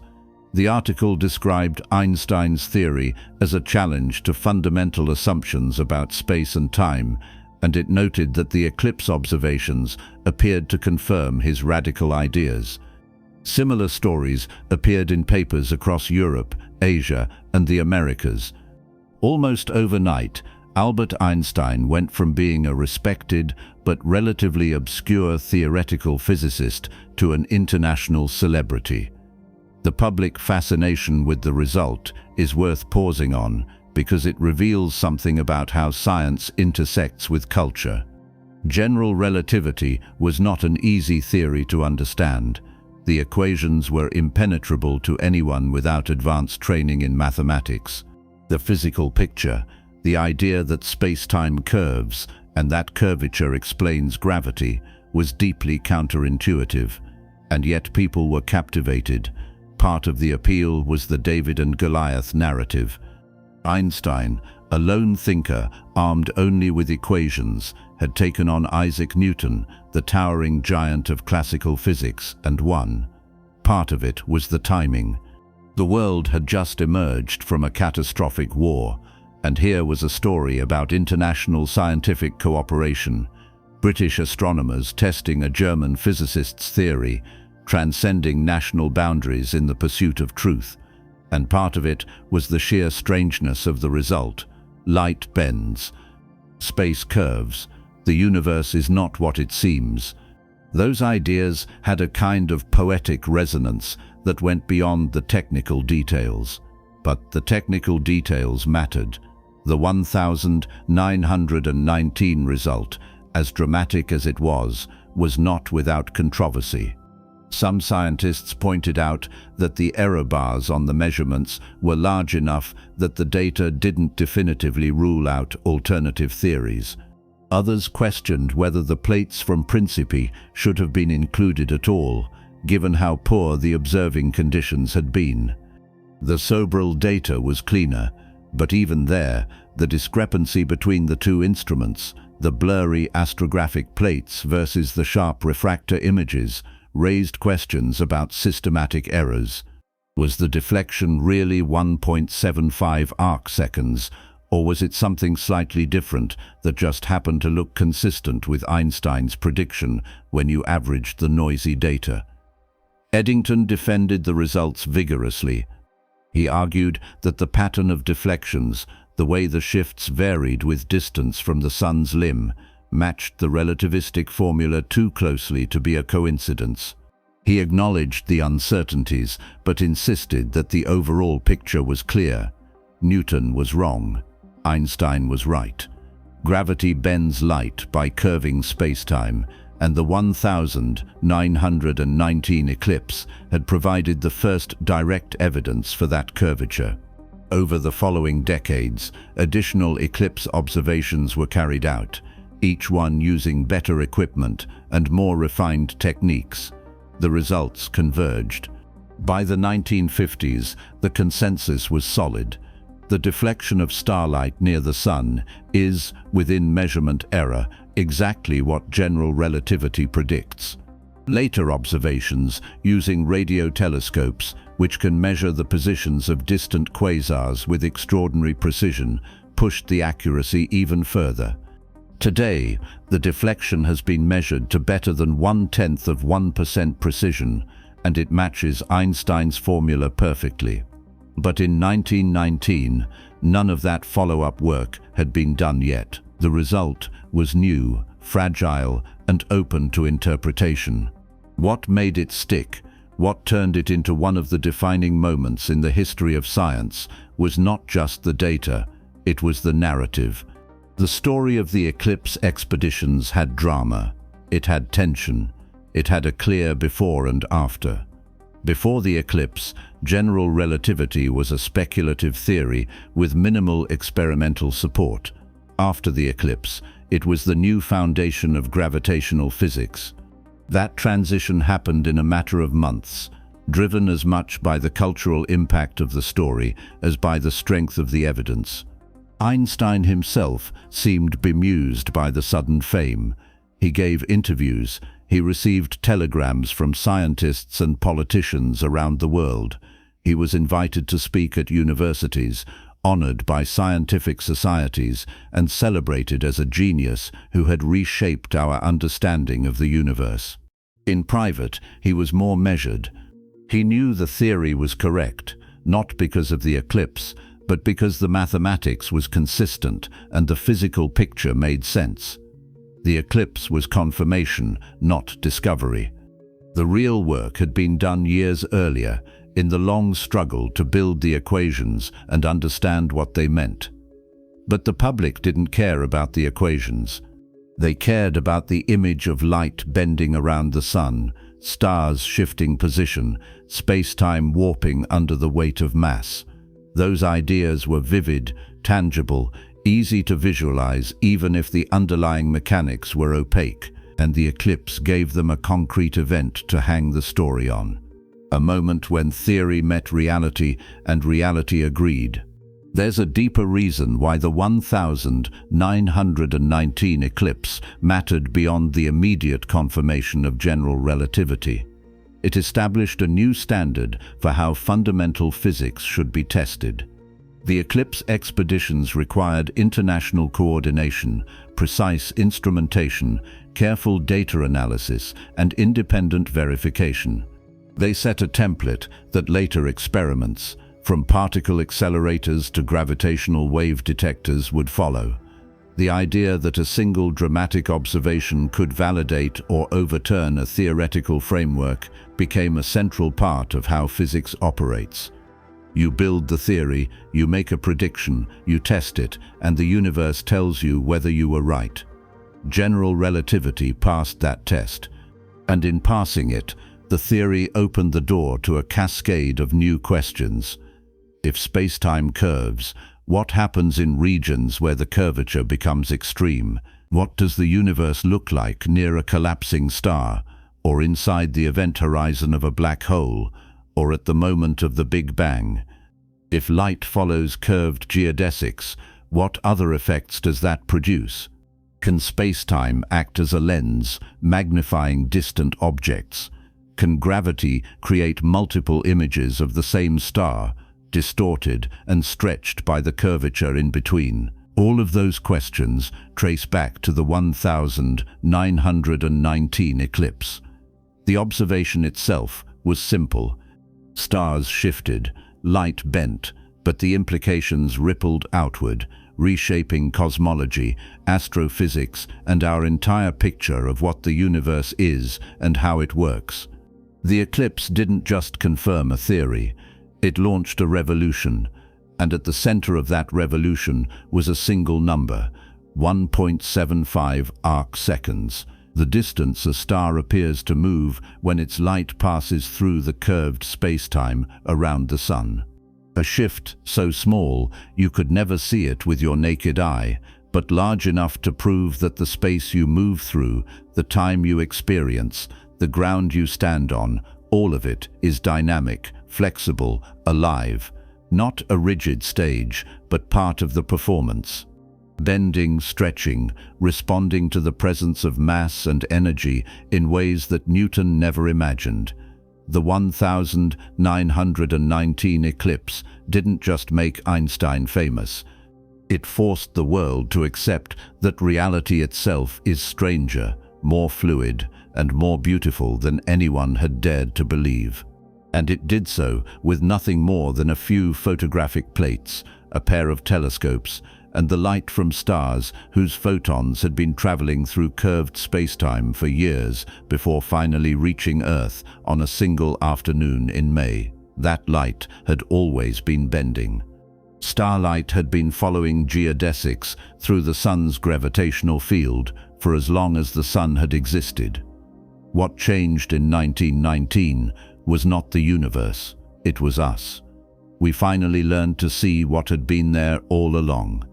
And once you see it, once you understand that light doesn't travel in straight lines but follows the curves of spacetime, you can't unsee it. The universe stops being a fixed backdrop and becomes a participant, shaping the motion of everything within it, from the smallest photon to the largest galaxy. Geometry is destiny, and light, traveling at its fixed, unyielding speed, is the messenger that carries the proof. The 1919 eclipse proved that light bends. Starlight shifted position near the Sun by almost exactly the amount Einstein had predicted, and the world took notice. But proving that something happens is not the same as explaining why it happens. The measurements confirmed the effect. They didn't by themselves reveal the mechanism. And the mechanism is where things get truly strange, because light bends without being pulled. It curves without feeling a force. It changes direction in a way that has nothing to do with acceleration or momentum or any of the concepts that normally govern motion. Light bends because the space it travels through is bent. And to understand what that means, you need to understand geodesics. A geodesic is the shortest path between 2 points. That definition sounds simple enough. Draw a straight line on a flat piece of paper and you've traced a geodesic. Walk forward without turning and you're following one. The shortest distance between your starting point and your destination is a straight line, and if you travel that line without veering left or right, you're on a geodesic. Elementary geometry. The kind of thing you learn before you hit middle school. But here's the catch. That definition only works on flat surfaces. On a curved surface, the shortest path between 2 points is not a straight line in the way you normally think of straight. It's a curve. and the curve follows the shape of the surface itself. If you want to understand why light bends near massive objects, you have to understand why geodesics curve, and the best way to do that is to stop thinking about light for a moment and start thinking about aeroplanes. Imagine you're flying from New York to Tokyo. You pull up a map, the kind printed on a flat piece of paper, and you draw a straight line connecting the two cities. That line cuts across the northern United States, skims the Canadian border, crosses Alaska, hops over the Bering Strait, and lands in Japan. Straight as an arrow, except no airplane flies that route. If you actually book a ticket and track the flight path, you'll see the plane arc northward, way up over the Arctic, following a curved trajectory that looks like a detour on the flat map. Why would the airline do that? Why not just fly the straight line? Because the straight line on the map is not the shortest path on the Earth. The Earth is a sphere. When you flatten a sphere onto a piece of paper, you distort distances. Lines that look straight on the map are not the shortest routes on the actual curved surface. The shortest path between 2 points on a sphere is called a great circle route. It's the path you'd trace if you stretched a piece of string tight between New York and Tokyo on a globe. The string would arc northward, bending away from what looks like the direct route on a flat map, because that arc is actually shorter. It's the geodesic, the straightest possible path on a curved surface. Pilots don't think of it as a curved path. From their perspective, they're flying straight. They're pointing the nose of the plane forward and maintaining a constant heading along the great circle. The curvature isn't something they're imposing on the flight. It's something the shape of the Earth imposes on what straight means. The surface is curved, so the shortest path curves along with it. You can't fly a flat map straight line on a sphere without leaving the surface entirely. The geodesic is the compromise. It's the straightest path available given the geometry you're stuck with. Now take that idea and apply it to light. Light doesn't travel across the two-dimensional surface of a sphere. It travels through the four-dimensional structure of spacetime. And near a massive object like the Sun, or a planet, or a black hole, spacetime is curved. Not curved in the sense of bending into some higher dimensional space. Curved intrinsically, the way the surface of a sphere is curved without needing to bulge into anything outside itself. The curvature is built into the geometry. And just like a plane flying across a curved Earth follows a great circle route, light traveling through curved spacetime follows a geodesic. From the light's perspective, if light had a perspective, it's traveling in a perfectly straight line. It's not turning, it's not accelerating, it's not being pulled by a force. It's just moving forward through space at its fixed speed, 186,000 miles per second, along the straightest path available. But the space it's moving through is curved, so the path curves. The bending is not happening to the light. The bending is happening to the space, and the light is just following along. That's the core idea. Geodesics are the paths objects follow when no forces are acting on them. In flat spacetime, far from any massive objects, geodesics are straight lines. Light travels in straight lines. Particles travel in straight lines. Everything moves in straight lines because the geometry is flat and straight is the only option.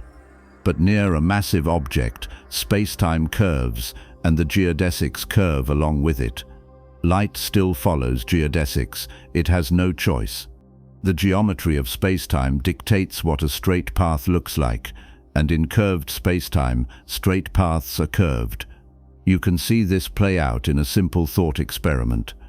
Imagine you're standing on the equator holding a flashlight. You point the flashlight due east and turn it on. The light beam shoots eastward, traveling in what looks like a perfectly straight line. Now imagine you have a second flashlight pointed the same direction, but you're holding it a mile to the north of the first one. Turn on both flashlights at the same time and watch the beams travel. On a flat plane, the two beams would stay parallel forever. They'd never converge, they'd never diverge, they'd just run alongside each other, separated by exactly 1 mile, extending infinitely in both directions. But Earth is not a flat plane, it's a sphere. And on a sphere, lines that start out parallel don't stay parallel. The two eastward pointing light beams are each following geodesics along lines of latitude. At the equator, lines of latitude are great circles, so they're geodesics. But as you move north or south away from the equator, lines of latitude get shorter. They curve inward toward the poles. The two beams, both traveling eastward, are both following the local geodesics, but those geodesics are converging. After traveling far enough, the beams would meet, not because something pulled them together, not because a force acted on the light, but because the surface they're traveling on is curved, and on a curved surface, geodesics behave differently than they do on a flat one.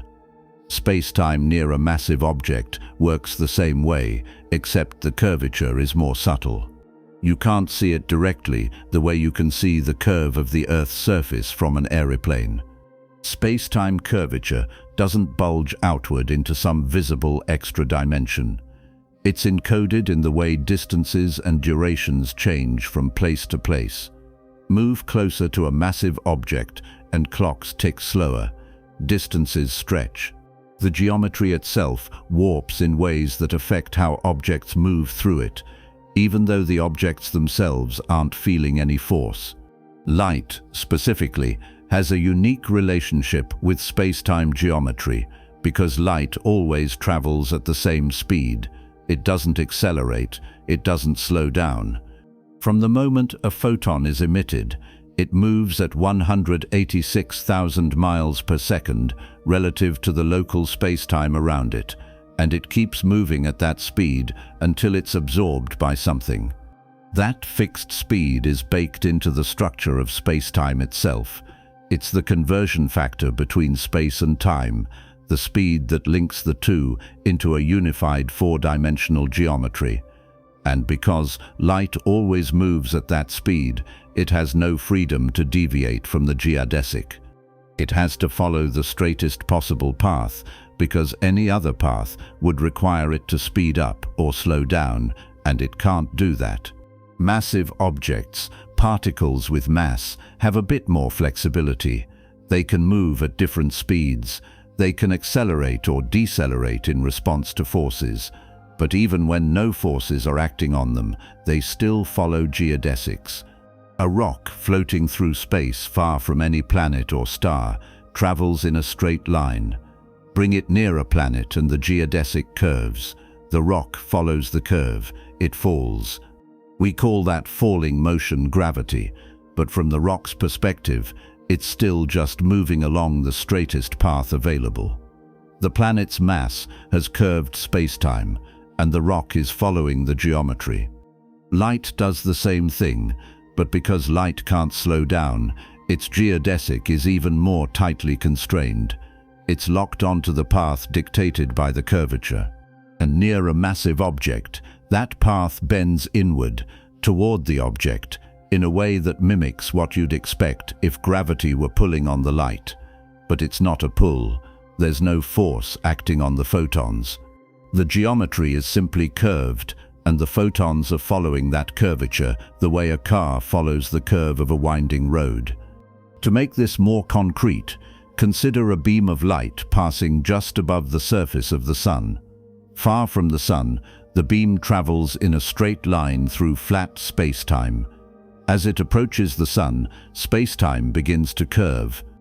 The curvature is strongest near the sun's surface and drops off with distance. The beam enters the curved region and starts following a geodesic through that curved spacetime. From the perspective of a distant observer watching the beam, it looks like the light is bending toward the sun. The path curves inward, arcing around the edge of the sun before continuing off into space on the other side. The photons themselves don't experience any sideways force. They're not being tugged inward. They're just traveling forward along the geodesic, and the geodesic happens to curve because space-time near the Sun is curved. The amount of bending depends on how close the light passes to the Sun and how massive the Sun is. The formula is surprisingly simple. The deflection angle is proportional to the mass of the object and inversely proportional to the distance of closest approach. Double the Sun's mass and you double the deflection. Pass twice as far away and you halve it. The relationship is clean and predictive. Plug in the numbers for the Sun, use the distance of a light ray grazing the Sun's surface, and you get 1.75 arcseconds. Exactly what the 1919 eclipse measured. That same formula applies to any massive object. A planet bends light by a tiny amount. A star bends it more. A galaxy bends it dramatically. A black hole, where space-time curvature becomes extreme, bends it so much that light can spiral inward and never escape. In every case, the mechanism is the same. Mass curves space-time.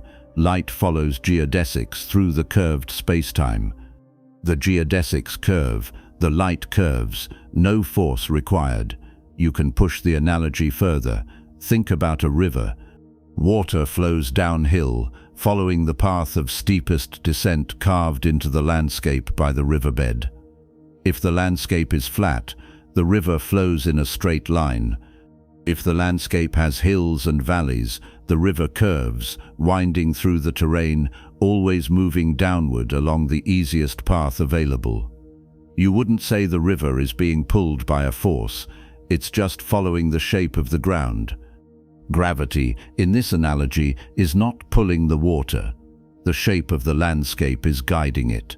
Space-time works the same way, except instead of a two-dimensional landscape, it's a four-dimensional geometry. Mass and energy create curves and dips in that geometry, and objects moving through the geometry follow the curves. Light follows them, particles follow them, entire galaxies follow them. The curvature is the gravity. There's no separate force reaching out and pulling things around. The geometry does all the work.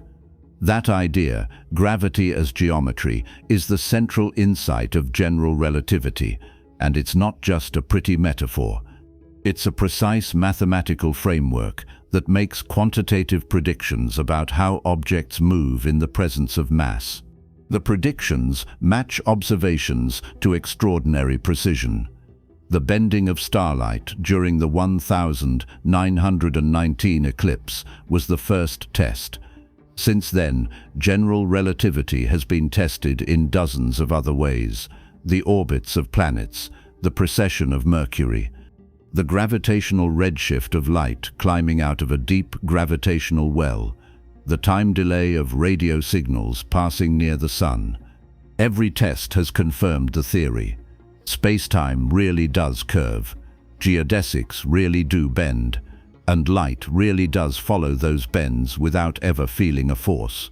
One of the counterintuitive aspects of geodesics is that they don't always look like the shortest path when you view them from outside the curved space. Remember the aeroplane route from New York to Tokyo. On a flat map, the Great Circle path looks longer. It arcs northward, adding what seems like extra distance. But on the actual curved surface of the Earth, it's shorter. The flat map is lying to you about distances because it's trying to represent a curved surface on a flat piece of paper. The distortion makes the geodesic look wrong, even though it's the straightest, shortest path available. The same thing happens with light bending in space-time. From a distant observer's perspective, watching light curve around the Sun, it looks like the light is taking a longer path. It's detouring around the Sun instead of going straight. But in the curved space-time near the Sun, that curved path is the geodesic. It's the shortest path through the geometry. The light isn't taking a detour, It's taking the most direct route possible given the shape of spacetime. The appearance of a detour is an artifact of viewing the situation from flat spacetime far away, where the curvature is negligible. This brings up a deeper point about what straight even means. In everyday language, straight means not curved. A straight line is one that doesn't bend. But in geometry, straight is defined differently. A straight line is the shortest path between two points. On a flat surface, those two definitions are the same. The shortest path doesn't bend, so straight and not curved mean the same thing. But on a curved surface, they diverge. The shortest path does bend because the surface itself is curved, but that bending path is still the geometric definition of straight. It's the geodesic. Light doesn't care about human definitions of straight. It doesn't have a concept of bending or not bending. It just moves through spacetime along the path dictated by the geometry. And in curved spacetime, that path is curved. The photons are moving straight in the geometric sense, following the geodesic, even though from an external flat space perspective, their path looks bent. The bending is real, it's measurable. But it's not happening because a force is acting on the light. It's happening because the light is moving through a curved geometry, and curved geometries have curved geodesics. Another useful way to think about this is to consider what it would mean for light not to follow a geodesic. Imagine a photon traveling through curved spacetime near the Sun. If the photon tried to travel in what a distant observer would call a straight line, ignoring the curvature, it would have to somehow resist the geometry. It would have to deviate from the path that spacetime is offering it. But photons don't resist anything. They have no mass, no internal structure, no mechanism for pushing back against spacetime. They're just ripples in the electromagnetic field propagating forward at a fixed speed. The only path available to them is the geodesic. Anything else would require the photon to accelerate or decelerate, and photons can't do that.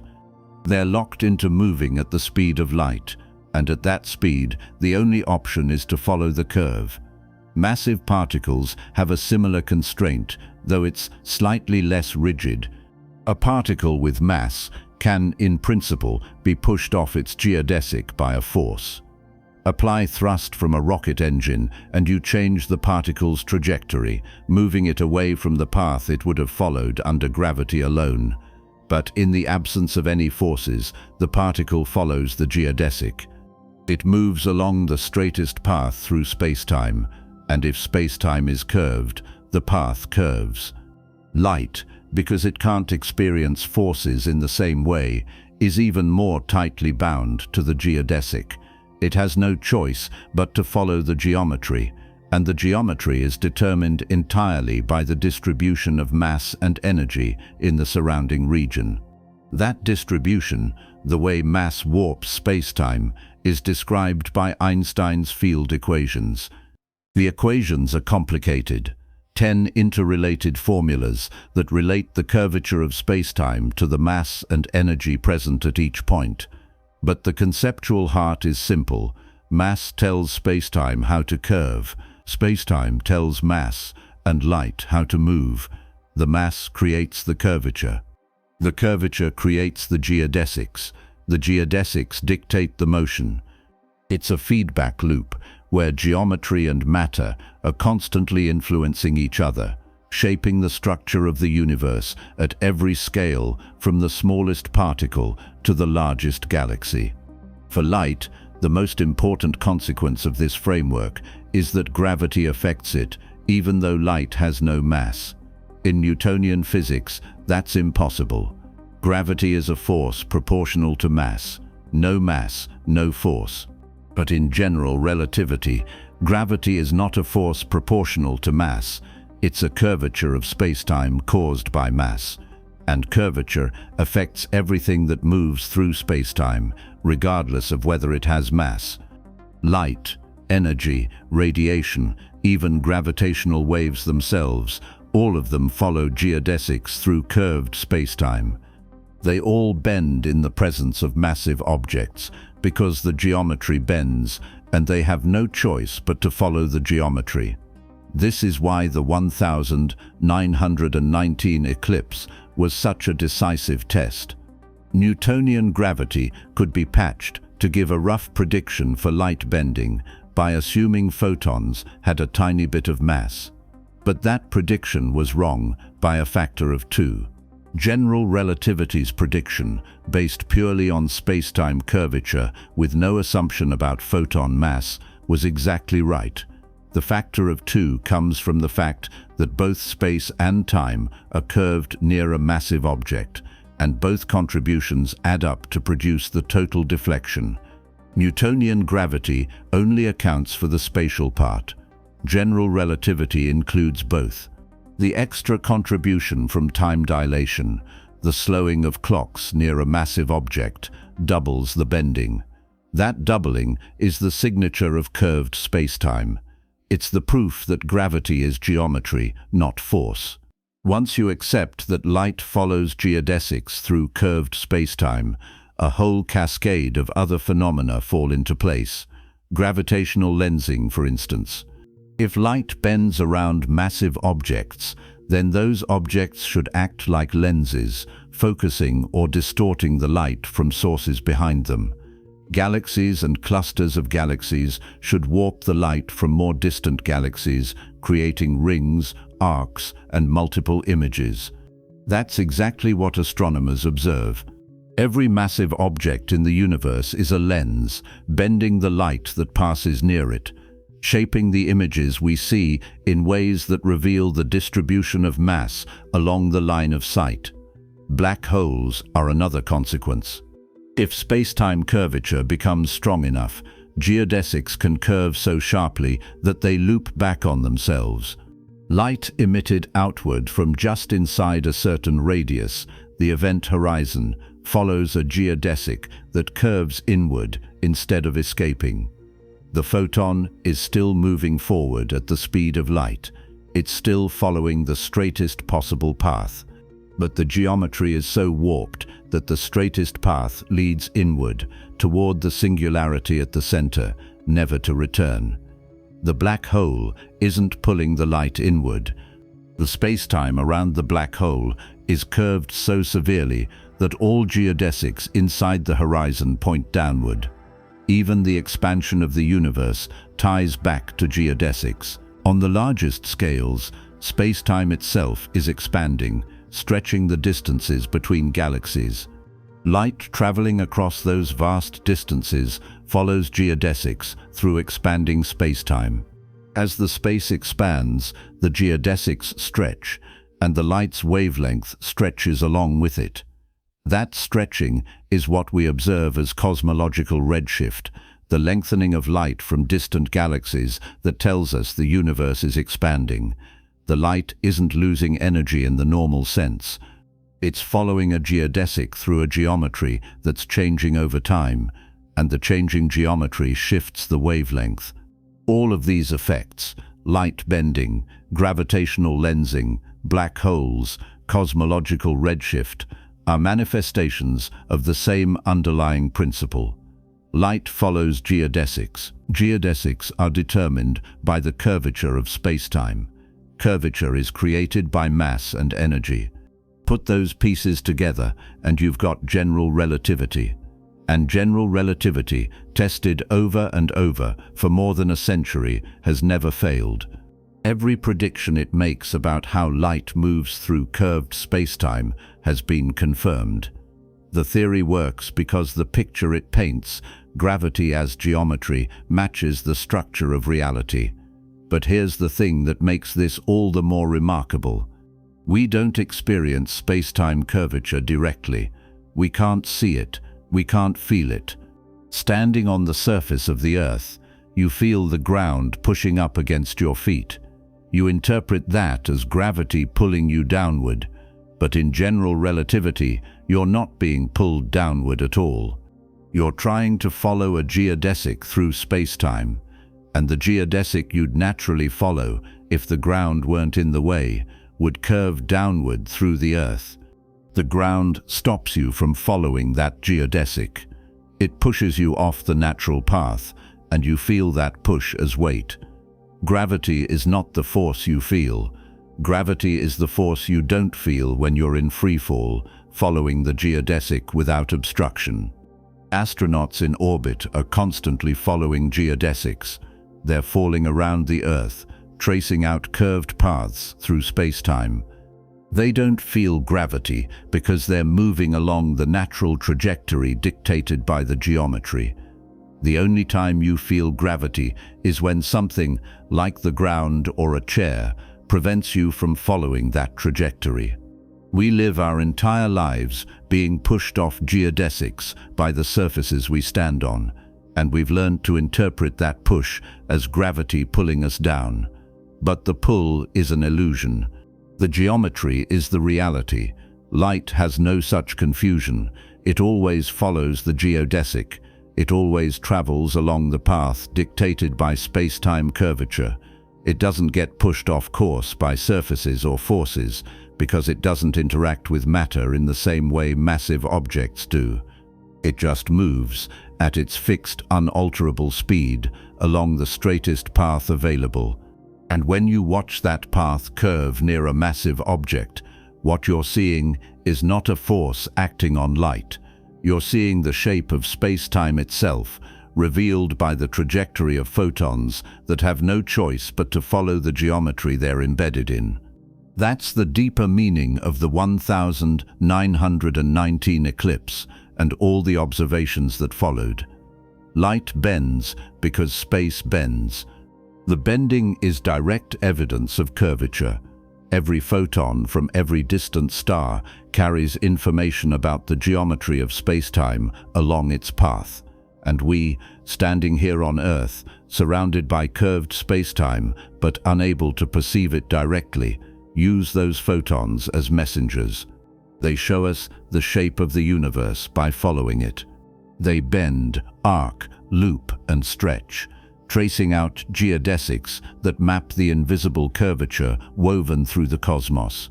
And all of it happens without a single force ever acting on a single photon. Just geometry, just the straightest possible paths through a space that isn't straight. Just light doing what light does, revealing the fabric of reality one bent beam at a time. The 1919 eclipse proved that light bends near massive objects. Starlight shifted position by 1.75 arcseconds as it grazed the edge of the sun, exactly as Einstein had predicted. The measurement confirmed that spacetime curves, that geodesics bend, and that light follows those bends whether it has mass or not. But that was just one star, one moment, one carefully orchestrated observation that required traveling halfway around the world and hoping the clouds would clear. What makes the discovery truly remarkable is not that it happened once under controlled conditions. It's that it's happening everywhere, all the time, at every scale imaginable. Every massive object in the universe is bending light.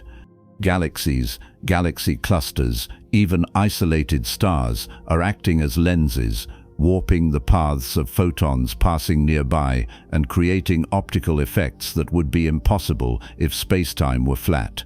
We call the phenomenon gravitational lensing.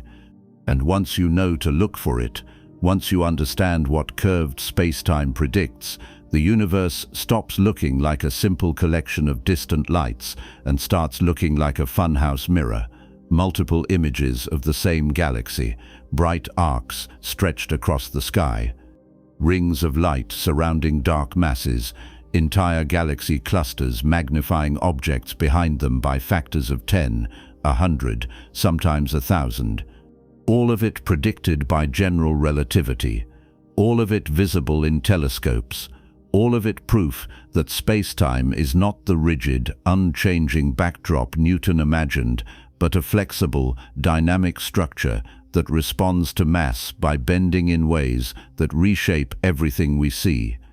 Gravitational lensing comes in three flavors, and the distinction between them is mostly a matter of scale and how dramatic the effect is. Strong lensing happens when the foreground mass is large enough, and the alignment between the mass, the background source, and the observer is close enough that the bending becomes extreme. You get multiple images of the same object. You get arcs, streaks of light stretched into curves by the geometry of spacetime. You get Einstein rings, perfect or near-perfect circles of light surrounding the lensing mass. Strong lensing is rare because it requires the alignment to be nearly perfect, but when it happens, the results are unmistakable. You can look at an image from the Hubble Space Telescope and immediately see that something strange is going on. Galaxies that should appear as single points are split into 2, 3, 4 separate images, each one a distorted copy of the same background object, seen along a different light path through the curved spacetime around the foreground mass. One of the most famous examples of strong lensing involves a quasar, one of those extraordinarily luminous objects powered by a supermassive black hole feeding on gas at the center of a distant galaxy. The quasar in question sits more than 7 billion light-years from Earth. Between us and the quasar is a galaxy, a massive elliptical galaxy sitting much closer, only about 2 billion light-years away. The quasar's light travels through the curved spacetime around the intervening galaxy, and the curvature is strong enough that the light takes 4 different paths from the quasar to us. 4 paths, 4 images. When you point a telescope at that region of sky, you don't see one quasar. You see 4, arranged in a pattern around the lensing galaxy, each one a ghost image of the same distant object. NASA's Hubble Space Telescope observed this system as part of a program to measure the expansion rate of the universe. The technique is clever and relies on the fact that light traveling along different geodesics through curved spacetime takes different amounts of time to arrive. Imagine 2 photons leaving the quasar at the exact same moment. One photon takes a path that passes above the lensing galaxy. The other takes a path that passes below it. The 2 paths have different lengths, and they pass through regions of spacetime with slightly different curvatures. So even though the photons left at the same time, they arrive at Earth at different times. The delay can be days, weeks, or even months depending on the geometry. The quasar itself is variable. Its brightness flickers as the black hole feeding it goes through cycles of higher and lower activity. When the quasar brightens, that brightening shows up in one of the 4 images first, then in the others later, as the delayed light arrives. Measure the time delays between the images, and you can calculate the lengths of the different light paths. Combine that with the known redshift of the quasar and the lensing galaxy, and you can work backward to figure out how fast the universe is expanding. The result from Hubble's lensing program gave a value of 73 kilometers per second per megaparsec, with an uncertainty of only 2.4%. That's a tight constraint. It's also, notably, right in the middle of the tension between the cosmic microwave background measurement and the local distance ladder measurement, which is part of why the Hubble constant debate continues to generate arguments among cosmologists. But the point is that gravitational lensing isn't just a pretty optical trick, it's a tool. A way of measuring distances, studying the geometry of spacetime, and probing the structure of the universe. Strong lensing also produces arcs, long curved streaks of light stretched out across the sky, wrapped around the edges of massive foreground objects. Galaxy clusters are the usual culprits. A galaxy cluster is not a single object. It's a collection of hundreds or thousands of galaxies bound together by gravity, sitting in a vast halo of dark matter that outweighs all the visible stars by a factor of 5 or 10. The total mass is staggering, sometimes a quadrillion times the mass of the Sun, all concentrated in a region a few million light-years across. That much mass creates serious space-time curvature. Light from galaxies sitting billions of light-years behind the cluster has to pass through the curved space-time on its way to us, and the curvature bends the light into arcs. The arcs are not separate objects. They're distorted images of background galaxies, stretched and magnified by the lensing effect. Sometimes you get multiple arcs from the same source, each one corresponding to a different light path through the cluster's gravitational field. Sometimes the arcs are bright enough and sharp enough that you can see internal structure, regions of star formation, spiral arms, all stretched out into curves that wrap partway around the cluster. The shapes are bizarre, completely unlike what galaxies normally look like, but they're real. They're direct visual evidence that space-time is curved, that massive objects warp the geometry, and that light follows the warps. One particularly dramatic example is a system that's been nicknamed the cosmic horseshoe. A massive foreground galaxy cluster is lensing a much more distant galaxy behind it, stretching the background galaxy into a nearly complete ring. The ring isn't perfect. It's more of a horseshoe, thick at one end and tapering at the other, but the resemblance to an Einstein ring is obvious. The background galaxy is being magnified by a factor of more than 10. Without the lensing, it would be far too faint to study in detail. With the lensing, it's bright enough that astronomers can analyze its spectrum, measure the composition of the gas and stars inside it, and study the structure of a galaxy that existed when the universe was less than half its current age. The cluster is acting as a natural telescope, bending space in just the right way to magnify and brighten an object that would otherwise be completely inaccessible. Strong lensing is rare, but weak lensing is everywhere.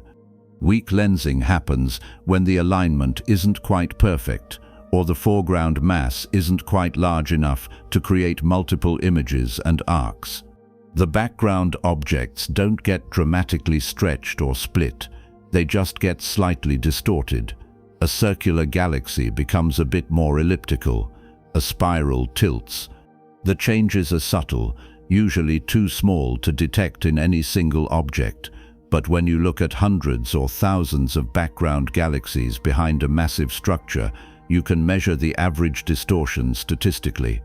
The pattern of distortions maps out the distribution of mass in the foreground structure, and because the distortions are caused by space-time curvature, the map includes all the mass, not just the visible matter. It includes the dark matter. Dark matter doesn't emit light, it doesn't absorb light. It doesn't interact with electromagnetic radiation in any way we've been able to detect. But it has mass, and mass curves space-time, and that curvature bends light. So even though you can't see dark matter directly, you can see its gravitational fingerprint in the way it distorts the images of background galaxies. Weak lensing is one of the most powerful techniques astronomers have for mapping dark matter on large scales. One study noted that about 80% of the matter in structures that act as gravitational lenses is dark matter. That's not a measurement you could make any other way. You can't weigh dark matter. You can't shine a light on it and watch it reflect. But you can watch how it bends light from objects behind it, and that tells you where it is and how much of it there is. The European Space Agency's explanation of gravitational lensing is direct. The mass in galaxy clusters is high enough to warp even the fabric of space-time, producing a magnifying effect for objects aligned behind them. That magnification is not metaphorical, it's literal. Light from distant galaxies gets focused by the curved spacetime around the cluster, just like light gets focused by the curved glass in a magnifying lens. The analogy is precise. Curved glass bends light by slowing it down as it passes through the denser medium. Curved spacetime bends light by altering the geometry of the paths it can follow. The mechanisms are different, but the result is the same. The background object appears larger, brighter, and easier to study than it would be without the lensing. That natural telescope effect is one of the main reasons gravitational lensing is so valuable. There are objects in the universe so distant, so faint, so deeply buried in the early history of the cosmos that no telescope we could build would be able to see them directly. But put a massive galaxy cluster between us and those objects, align things just right, and suddenly the faint distant object gets magnified by factors of 10, 100, sometimes more. The James Webb Space Telescope has used this effect extensively, pointing at massive galaxy clusters known to produce strong lensing and looking for the magnified images of galaxies from the first billion years after the Big Bang. The clusters do the heavy lifting. Webb just has to collect the magnified light and analyze it. It's a partnership between human engineering and the geometry of the universe itself. There's something almost poetic about the fact that the universe provides its own magnifying glasses. You don't have to build a bigger telescope. You just have to find the right alignment, the right configuration of mass and geometry that bends space in the way you need. And once you find it, you're looking through a lens that's thousands or millions of times larger than anything you could construct. A galaxy cluster, acting as a gravitational lens, can have an effective diameter measured in millions of light-years. No glass lens, no mirror array, no conceivable piece of human technology could come close to that scale. But the universe doesn't care about engineering constraints. It just bends space, and the space does what space does when it's bent. It magnifies, distorts, focuses, and reveals. One of the stranger aspects of gravitational lensing is that it can make very distant objects appear larger, not smaller. In normal circumstances, objects get smaller as they get farther away. That's basic perspective. But the expansion of the universe complicates things. Light from an extremely distant galaxy was emitted billions of years ago when the universe was smaller and denser. The galaxy was closer to us then than it is now because the space between us and the galaxy has been expanding the whole time the light was traveling. If you look at a galaxy whose light has been traveling for more than about 9.5 billion years, the combined effects of cosmic expansion and gravitational lensing can make the galaxy appear larger than it would if the universe weren't expanding.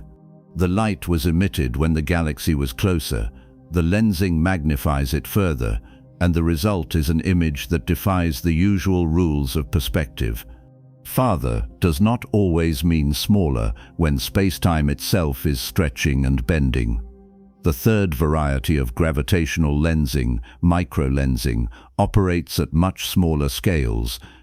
Microlensing happens when a relatively small object, a star, a planet, maybe a compact remnant like a white dwarf or a neutron star, passes in front of a more distant star from our perspective. The foreground object doesn't have enough mass to create multiple images or dramatic arcs.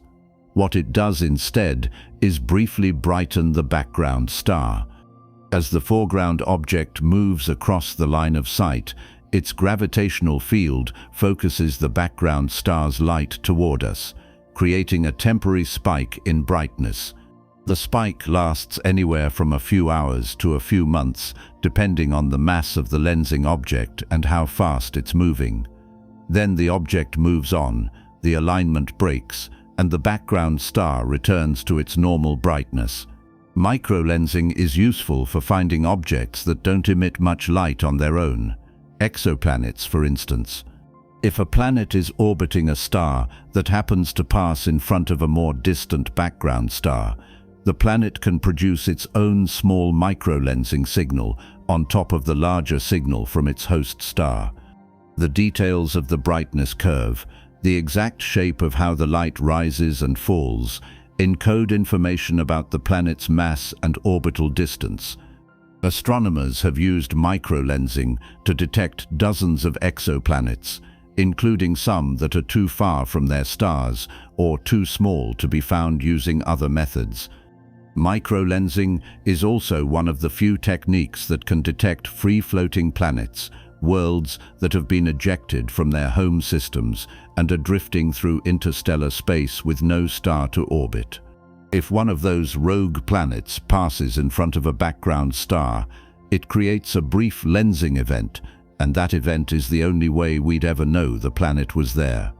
The discovery of gravitational lensing as an observable phenomenon came decades after Einstein predicted it. Einstein himself didn't think lensing would ever be detectable.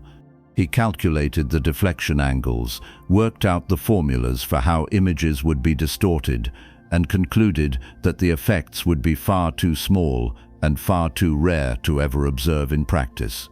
He published a short paper on the subject in 1936, mostly in response to a question from an amateur scientist, and the paper includes a dismissive sentence noting that there is no great chance of observing this phenomenon.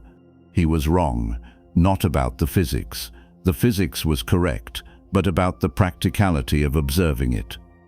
Einstein underestimated how good telescopes would get and how many massive objects would turn out to be aligned just right to produce strong lensing. The first gravitational lens was discovered in 1979.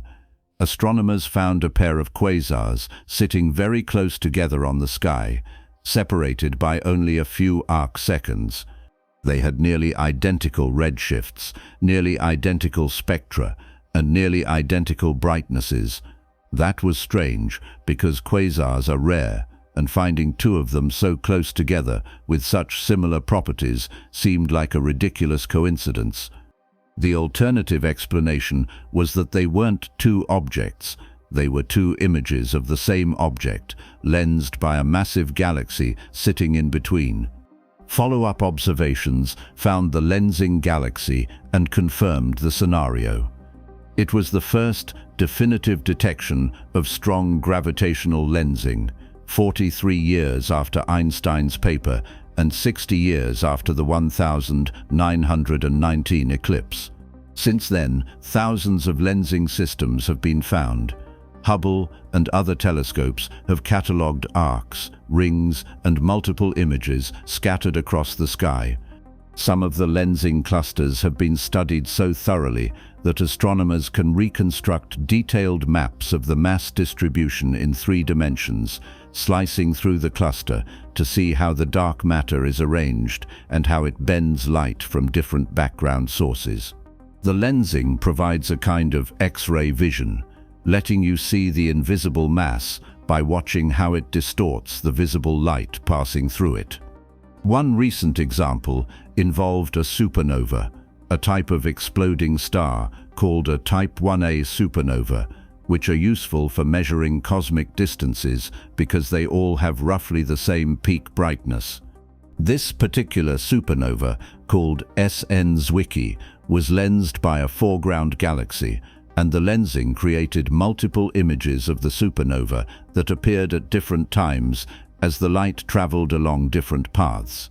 The time delays between the images, combined with the known properties of Type 1a supernovae, gave another independent measurement of the Hubble constant.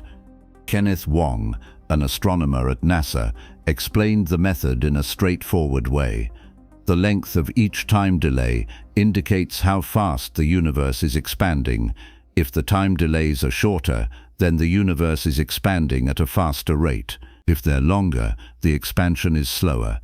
It's a direct connection between geometry and cosmology, mediated by the curvature of spacetime around a massive object that happens to be aligned with a distant exploding star. Gravitational lensing also reveals something profound about the nature of observation itself. When you look at a lensed image, what you're seeing is not the object as it is. You're seeing the object as it was, filtered through the geometry of spacetime along the path the light took to reach you. The image is real, but it's shaped by everything the light encountered on its journey. The curvature near the lensing mass, the expansion of space during the billions of years the light was traveling, the local distortions caused by smaller masses along the way. Every photon carries a history, and that history is written into the trajectory it followed through spacetime. Multiple images of the same object show you different histories. Each image corresponds to a different path through the curved geometry, and because those paths have different lengths and pass through different regions of spacetime, each image shows the object at a slightly different time. If the object is variable, changing its brightness or structure over time, the different images can show different states. You're looking at the same galaxy or quasar or supernova, but you're seeing it at different moments in its life, all visible simultaneously because the light took different routes to get here. It's as if spacetime is presenting you with multiple snapshots from different times, stitched together into a single field of view by the curvature that bent the light into those particular trajectories. That time delay effect is what makes lensed supernova so useful. Supernova brighten and fade over the course of weeks or months. If you see multiple images of a lensed supernova and you measure when each image brightens, the difference in timing tells you the difference in light travel time along the different paths. You don't have to model the supernova's evolution. You just have to watch the same event play out multiple times with known delays, and the delays encode the geometry. It's like getting to rewind and replay a cosmic event with a built-in timestamp that depends on the curvature of spacetime. The magnification provided by gravitational lensing can be extreme. Some background galaxies are magnified by factors of 50 or 100. In rare cases, the magnification can reach 1,000 or more. A galaxy that would normally be far too faint to study in detail becomes bright enough that you can resolve individual star-forming regions inside it, measure the chemical composition of the gas, and track how the galaxy is evolving over time. The lensing doesn't just make the galaxy brighter. It effectively moves it closer, bringing distant objects within reach of instruments that would otherwise have no chance of observing them. There's a feedback loop at work. The more massive the lensing object, the stronger the curvature, and the more dramatic the lensing effect.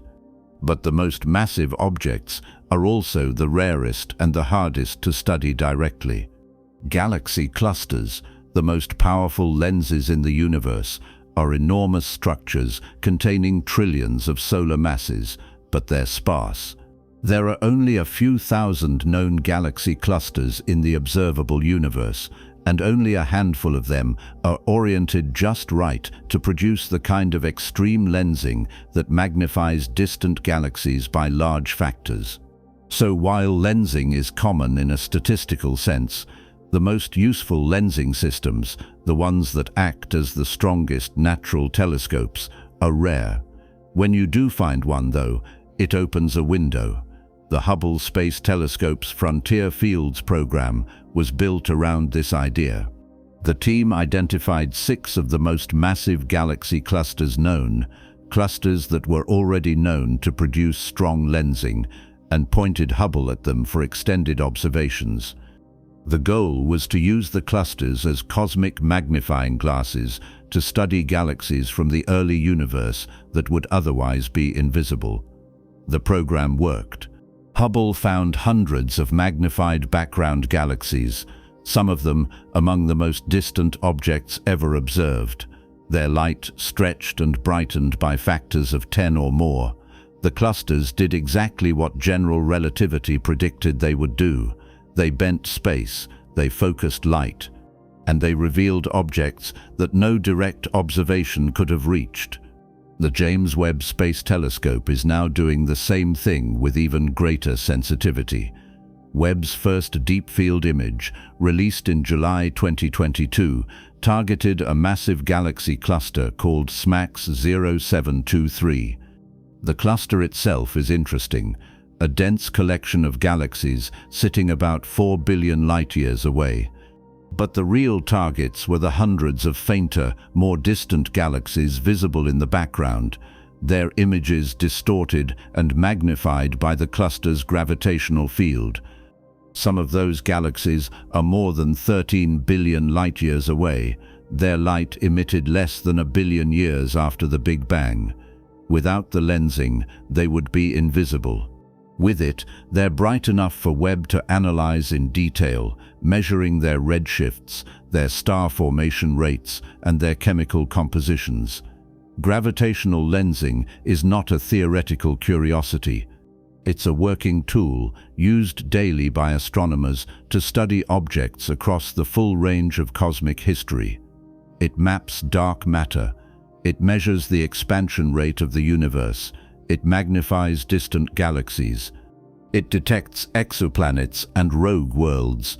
It reveals the distribution of mass on scales from individual stars to the largest structures in the universe. And all of it, every arc, every multiple image, every Einstein ring, every brief microlensing brightening, is a direct consequence of the fact that spacetime curves in the presence of mass. Light has no choice but to follow the curves. We can see the curves by watching where the light goes, and what we see confirms, over and over, that Einstein's picture of gravity as geometry is not just correct but precise. The universe is not a flat stage. It's a dynamic, flexible structure that bends under the weight of mass and energy. Every massive object is a lens. Every photon is a probe, tracing out geodesics that map the invisible curvature woven through space. And we, standing here with our telescopes pointed outward, are reading that map. Every lensed image is a piece of evidence. Every arc is a signature of curved spacetime. Every time delay is a measurement of geometry. The light is bent, the space is curved, the theory is confirmed. And the cosmos, seen through the lenses it provides, is stranger and more intricate than any flat map could ever show. But gravitational lensing, for all its power, is just the beginning. The curvature it reveals is relatively mild. Galaxy clusters bend light by small angles. Even the strongest lenses create distortions measured in arcseconds, tiny deflections that require sensitive instruments to detect. The effects are real, but they're subtle.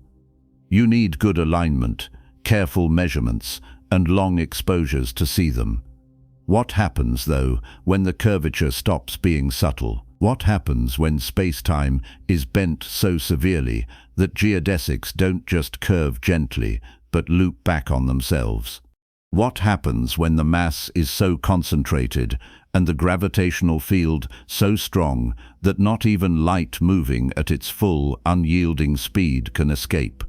That's where the physics stops being about magnification and starts being about annihilation. That's where lensing gives way to something darker. And that's where the geodesics lead next. Gravitational lensing is remarkable. Light bends around massive objects, creating arcs, rings, and multiple images of distant galaxies stretched across the sky like reflections in a funhouse mirror. Galaxy clusters magnify the universe behind them, turning themselves into natural telescopes that let us see objects billions of light years away with 10, 50, sometimes 100 times more clarity than we could manage without them. The curvature is real, the geometry is precise, the effects are measurable, but for all its drama, gravitational lensing is gentle. The deflections are small, measured in arcseconds. The distortions are subtle enough that you need careful analysis to separate the lensed images from the unlensed ones. Even the strongest lensing systems, the most massive galaxy clusters bending spacetime with the combined weight of a quadrillion suns, produce bending angles that barely register in human terms, a fraction of a degree, a tiny curve in an otherwise straight path. That gentleness is not a limitation of general relativity. It's a consequence of the fact that most massive objects in the universe, even galaxy clusters, are spread out over enormous volumes. The mass is there, the curvature is real, but the density is low enough that spacetime bends gradually, smoothly, without sharp edges or sudden drops. Light passing through that kind of gentle curvature gets nudged off course but never trapped. It bends, magnifies, splits into multiple images, and then continues on its way, escaping the gravitational field and carrying its distorted message across the cosmos to whatever telescope happens to be watching. Black holes are different. A black hole is not a gentle lens, it's a trap. A region of spacetime where the curvature becomes so extreme that geodesics stop pointing outward and start pointing inward, toward the center, toward the singularity. And once you cross a certain boundary, the boundary where the inward pull becomes absolute, there is no outward path left. No geodesic leads back to the outside universe. Light emitted from inside that boundary follows its geodesic inward, always inward, no matter what direction it was originally aimed. The photon is still moving at the speed of light. It's still following the straightest possible path through spacetime. But the geometry is so warped that every straight path curves back toward the center, and nothing, not light, not matter, not information of any kind, ever escapes. That boundary is called the event horizon. The name is precise. An event that occurs inside the horizon cannot be seen, measured, or detected by anyone outside. The light carrying information about that event can never reach the exterior universe because the geodesics it would need to follow don't exist. The horizon is not a physical surface. It's not made of matter. It's not a barrier you can touch or break through. It's a geometric feature of spacetime, a place where the curvature tips over into something irreversible. Cross the horizon moving inward, and you keep moving inward. There is no way back, because back, in the geometric sense, has ceased to exist as a direction you can travel. The existence of black holes, objects from which not even light can escape, was speculated about long before anyone called them black holes. John Michell proposed the idea in 1783, and Pierre-Simon Laplace arrived at the same conclusion independently a few years later. Both of them were working within Newtonian gravity, treating light as a stream of particles with mass, and both of them calculated that if a star were massive enough and compact enough, its escape velocity would exceed the speed of light. Any light emitted from the surface would fall back down, pulled by gravity, before it could escape to infinity. The star would be dark, invisible, a hole in space where a bright object should be. The prediction was remarkably prescient, but the underlying reasoning was wrong. Newtonian gravity can't fully explain black holes because Newtonian gravity treats space and time as separate, fixed quantities. In that framework, gravity is a force pulling objects together across a rigid stage. You can calculate escape velocities. You can predict that light particles would fall back if the pull were strong enough. But you can't explain what happens at the horizon itself, where space-time curvature becomes so extreme that time and space trade roles, where the flow of time points inward toward the singularity and no amount of speed or thrust can reverse it. General relativity explains it. Not by adding more force, but by recognizing that gravity is not a force, it's curvature. And when mass is compressed into a small enough volume, The curvature becomes infinite at the center and steep enough everywhere nearby that geodesics, the paths objects naturally follow, all lead inward. The event horizon is the surface where the last outward-pointing geodesics disappear. Outside the horizon, you can still escape if you're moving fast enough. You can fire a rocket, accelerate outward, and climb out of the gravitational well. Light emitted outward escapes. It might be redshifted, its energy drained by the effort of climbing out of the curved spacetime, but it escapes. Inside the horizon, there are no outward geodesics left. Every path leads to the singularity. Firing your rockets just changes how long it takes you to get there. The destination is fixed. The geometry allows no alternative. The simplest black hole, the kind described by the Schwarzschild solution to Einstein's field equations, is perfectly spherical and non-rotating. It's also completely hypothetical because nothing in the real universe is perfectly spherical or non-rotating. But the Schwarzschild black hole is mathematically clean, and it captures the essential features. The event horizon is located at a radius called the Schwarzschild radius, which depends only on the mass of the black hole. For a black hole with the mass of our Sun, the Schwarzschild radius is about 3 kilometers. Pack one solar mass into a sphere 3 kilometers across, and you've got a black hole. The actual singularity, the point where all the mass is concentrated and space-time curvature becomes infinite, sits at the center. The event horizon is the spherical surface 3 kilometers out, marking the point of no return. Double the mass, and you double the Schwarzschild radius. A black hole with 10 times the mass of the Sun has an event horizon 10 times larger. A supermassive black hole weighing 1 billion solar masses, the kind sitting at the centers of large galaxies, has an event horizon several billion kilometers across, larger than the orbit of Neptune. The density inside the horizon can actually be quite low for supermassive black holes. The mass is enormous, but it's spread out over such a large volume that the average density is less than water. You could, in principle, cross the event horizon of a supermassive black hole without feeling any tidal forces strong enough to tear you apart. You'd just be doomed. You wouldn't notice the moment you crossed because there's no physical marker, no sign, no change in the local environment. One moment you're outside, able to turn around and escape. The next moment you're inside, and every possible future you have ends at the singularity. Light behaves strangely near a black hole long before it reaches the horizon. At a distance of 1.5 times the Schwarzschild radius, there's a region called the photon sphere. It's an unstable orbit where light can, in theory, circle the black hole forever. Fire a photon tangentially at exactly the right distance and it will loop around the black hole, tracing out a circular path through the curved spacetime. The orbit is unstable though.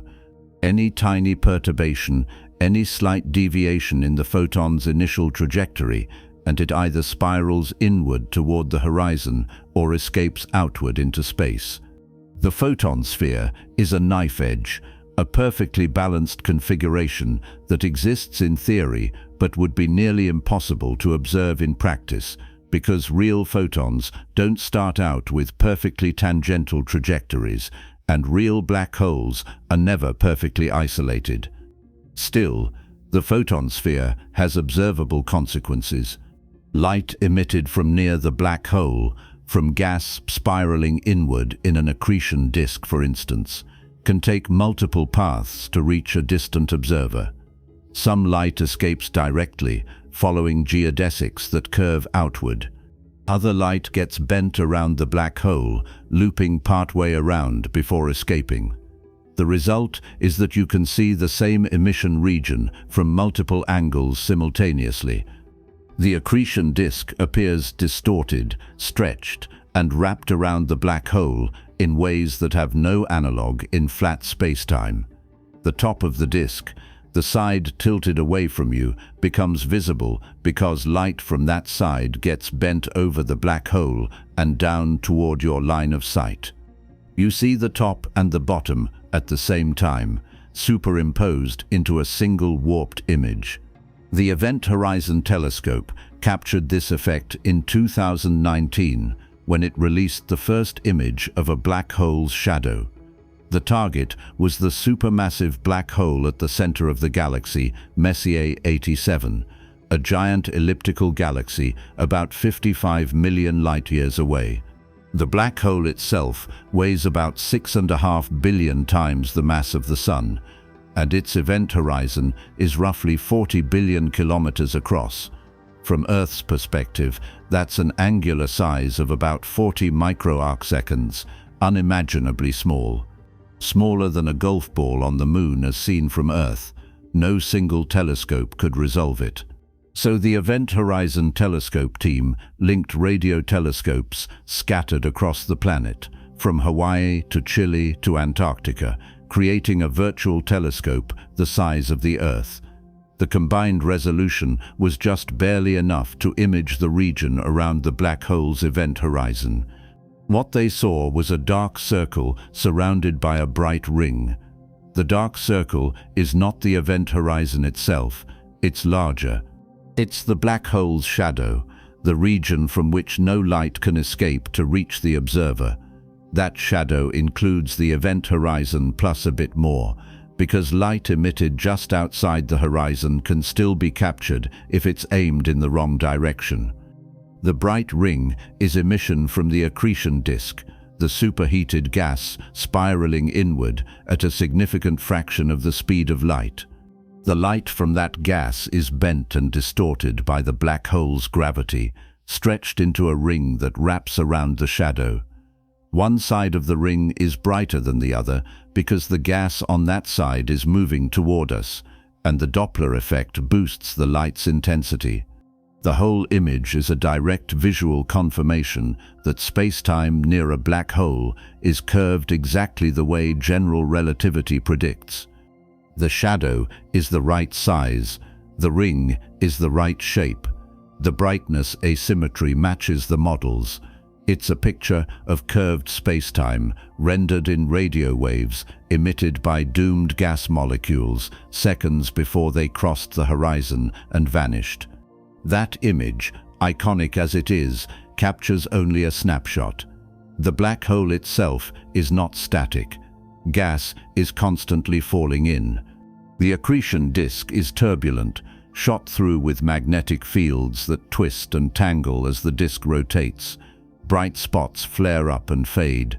Jets of plasma are launched outward along the black hole's rotation axis, powered by energy extracted from the swirling disk. And all of that activity is happening in a region where spacetime is so severely warped that time itself runs slower. Clocks near the event horizon tick at a fraction of the rate they would tick far away. To a distant observer, events near the horizon appear to slow down, freeze, and redshift into invisibility. An object falling toward the horizon takes an infinite amount of time, as measured by a distant clock, to actually cross it. Not because the object is slowing down. The object, from its own perspective, crosses the horizon in a finite time and continues inward to the singularity within seconds or minutes. But the light carrying information about the crossing gets stretched and redshifted so dramatically that it never quite reaches the distant observer. The last photons emitted just before the crossing are delayed longer and longer, their wavelengths stretched into the infrared, then the microwave, then the radio, fading asymptotically toward zero intensity without ever delivering the final message that the horizon has been crossed. This time dilation effect is not a quirk of perception, it's a real feature of the geometry. Spacetime near the horizon is curved in such a way that time, as measured by a distant observer, stretches. Proper time, the time experienced by an object falling inward, proceeds normally. The infalling object doesn't notice anything strange as it crosses the horizon. But coordinate time, the time measured by clocks far from the black hole, diverges. The two measurements don't agree because space-time is curved, and the curvature affects how time intervals relate to each other at different locations. The divergence is a direct consequence of the fact that the event horizon is a null surface, a boundary where the flow of time aligns with the inward direction toward the singularity. Light emitted from the horizon, trying to escape outward, makes no progress. It hovers at the horizon forever, from the perspective of a distant observer, redshifted into oblivion. The ultimate bend, the most extreme manifestation of space-time curvature, happens inside the horizon. Cross that boundary, and the geodesics you can follow all point inward. The singularity is not a place you can avoid. It's a moment in your future, unavoidable in the same way that next Tuesday is unavoidable. You can delay it briefly by firing rockets, by accelerating in directions that temporarily slow your infall, but you can't escape it. The geometry won't let you. The singularity is where space-time curvature becomes infinite, where the equations of general relativity break down and stop making predictions. Nobody knows what actually happens at the singularity because the theory that describes space-time ceases to function there. The curvature is so extreme that quantum effects, which general relativity ignores, become important. And we don't have a working theory of quantum gravity to tell us what replaces the classical picture. But we do know what happens to light. Light emitted inside the horizon, whether it's aimed outward, sideways, or inward, follows geodesics that curve back toward the singularity. The photons don't slow down. They still move at the speed of light through their local space-time. But the space-time itself is curved so steeply that every forward direction is also an inward direction. Imagine standing on a slope so steep that no matter which way you face, you're facing downhill. That's what space-time inside a black hole is like. Every geodesic slopes inward. Light aimed outward curves inward. Light aimed sideways curves inward. The geometry allows no escape because escape would require a geodesic pointing outward, and inside the horizon, no such geodesic exists. Real black holes are more complicated than the Schwarzschild solution because real black holes rotate. A rotating black hole, described by the Kerr solution, drags space-time around with it. The dragging effect, called frame dragging, means that objects near the black hole are pulled along in the direction of the black hole's rotation, even if they're not physically touching anything. Light emitted near a rotating black hole doesn't travel in simple circular or radial paths.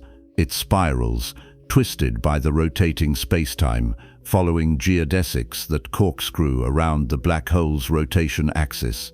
The event horizon of a rotating black hole is smaller than the Schwarzschild radius for the same mass because the rotation adds energy, and energy curves spacetime just like mass does. But there's also an additional region outside the horizon called the ergosphere, where spacetime is dragged so strongly that nothing can remain stationary. Even light has to move in the direction of the rotation. You could fire your rockets at full power, trying to hover in place, and you'd still be dragged around the black hole. Not inward, not yet, because you're outside the horizon, but around, forced to co-rotate with the black hole's spin whether you want to or not. The ergosphere has a strange property. You can extract energy from it. If you drop an object into the ergosphere along a carefully chosen trajectory, and if the object splits into two pieces, one of which falls into the black hole while the other escapes, the escaping piece can carry away more energy than the original object had. The black hole loses rotational energy in the process, slowing down very slightly. The mechanism is called the Penrose process, and it's one of the few ways to extract energy from a black hole without relying on the accretion disk. In principle, advanced civilizations could harvest energy from rotating black holes by repeatedly dropping objects into the ergosphere and capturing the energetic fragments that escape. In practice, the engineering challenges are staggering, but the physics is sound.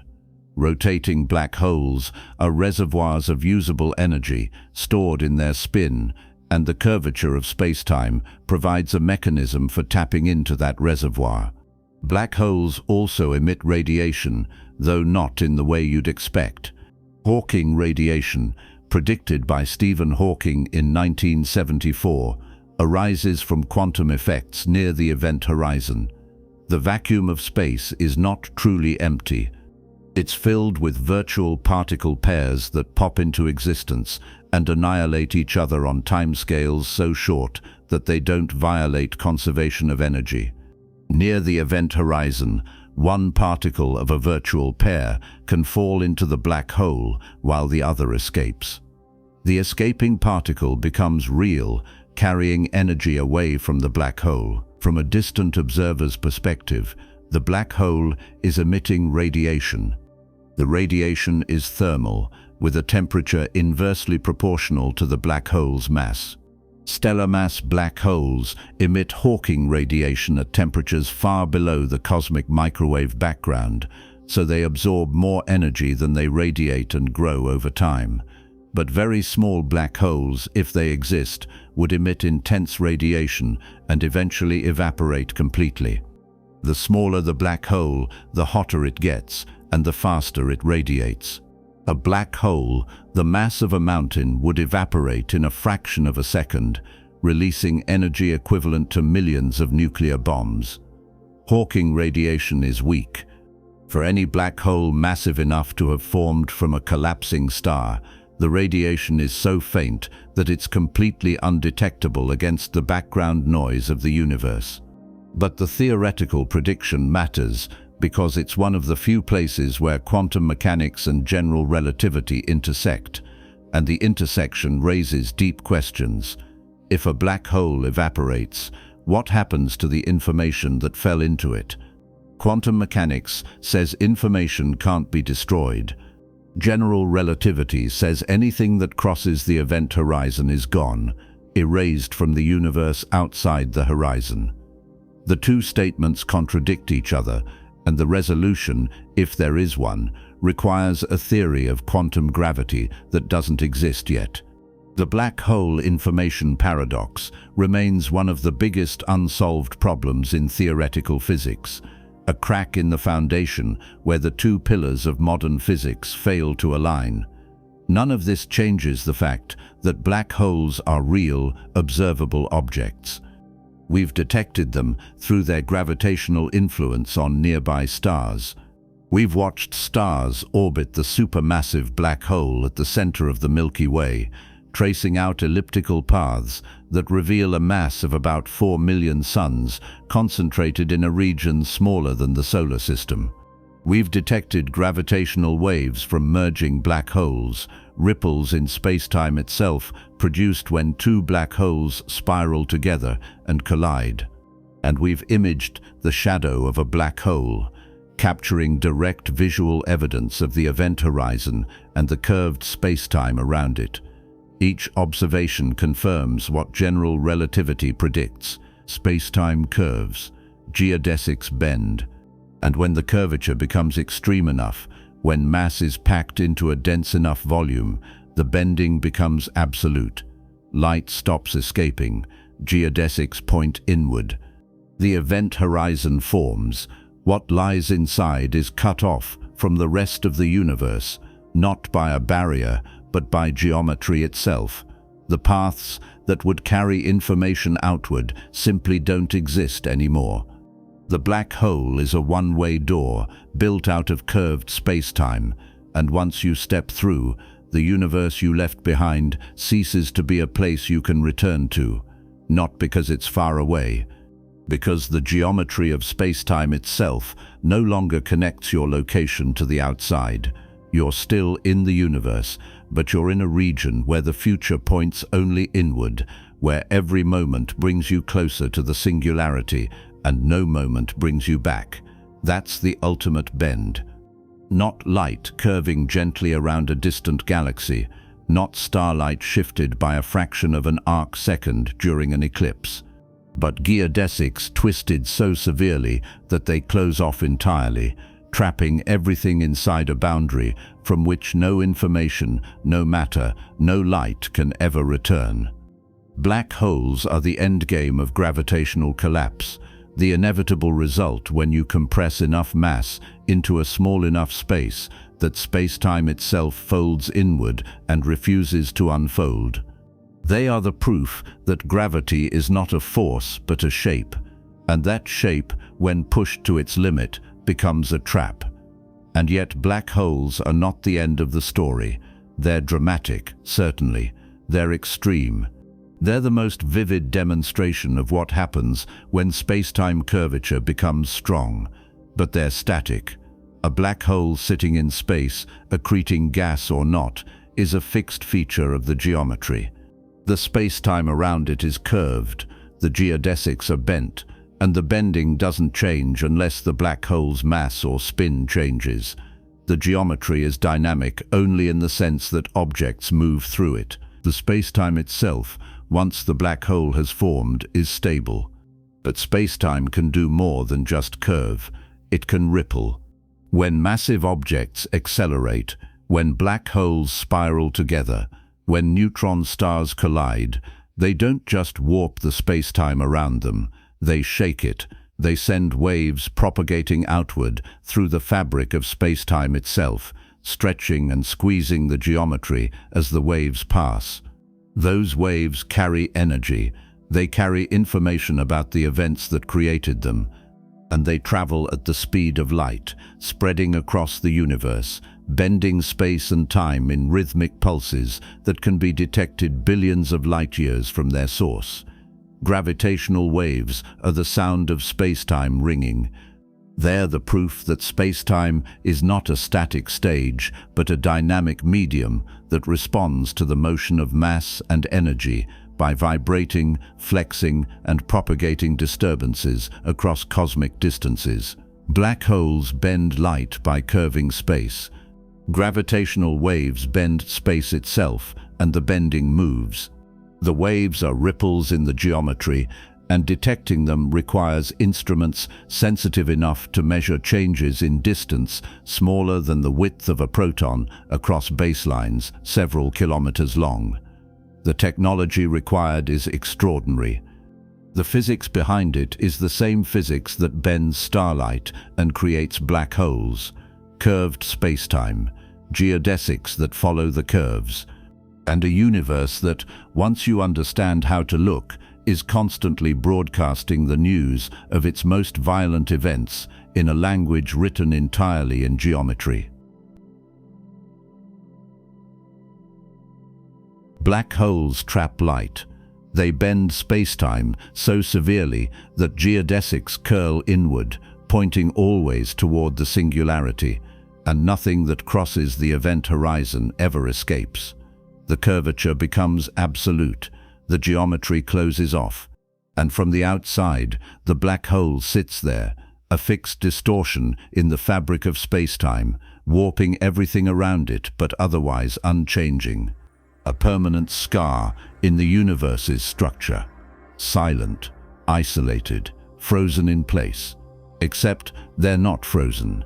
Black holes move, they orbit each other. They spiral inward, drawn together by their mutual gravitational attraction, circling faster and faster as they fall. And when they do that, when massive objects accelerate through spacetime, something extraordinary happens. They don't just warp the geometry around them, they shake it. They send ripples propagating outward through spacetime itself, waves that stretch and squeeze the fabric of the universe as they pass, carrying energy away from the source and spreading across the cosmos at the speed of light. Gravitational waves, ripples in spacetime, disturbances in the geometry that travel like sound waves through air. except the medium they're traveling through isn't air or water or any kind of matter. It's the structure of reality itself. Einstein predicted them in 1915, just weeks after publishing the final version of general relativity. The field equations, the mathematical framework describing how mass and energy curve spacetime, allowed for solutions where the curvature wasn't static.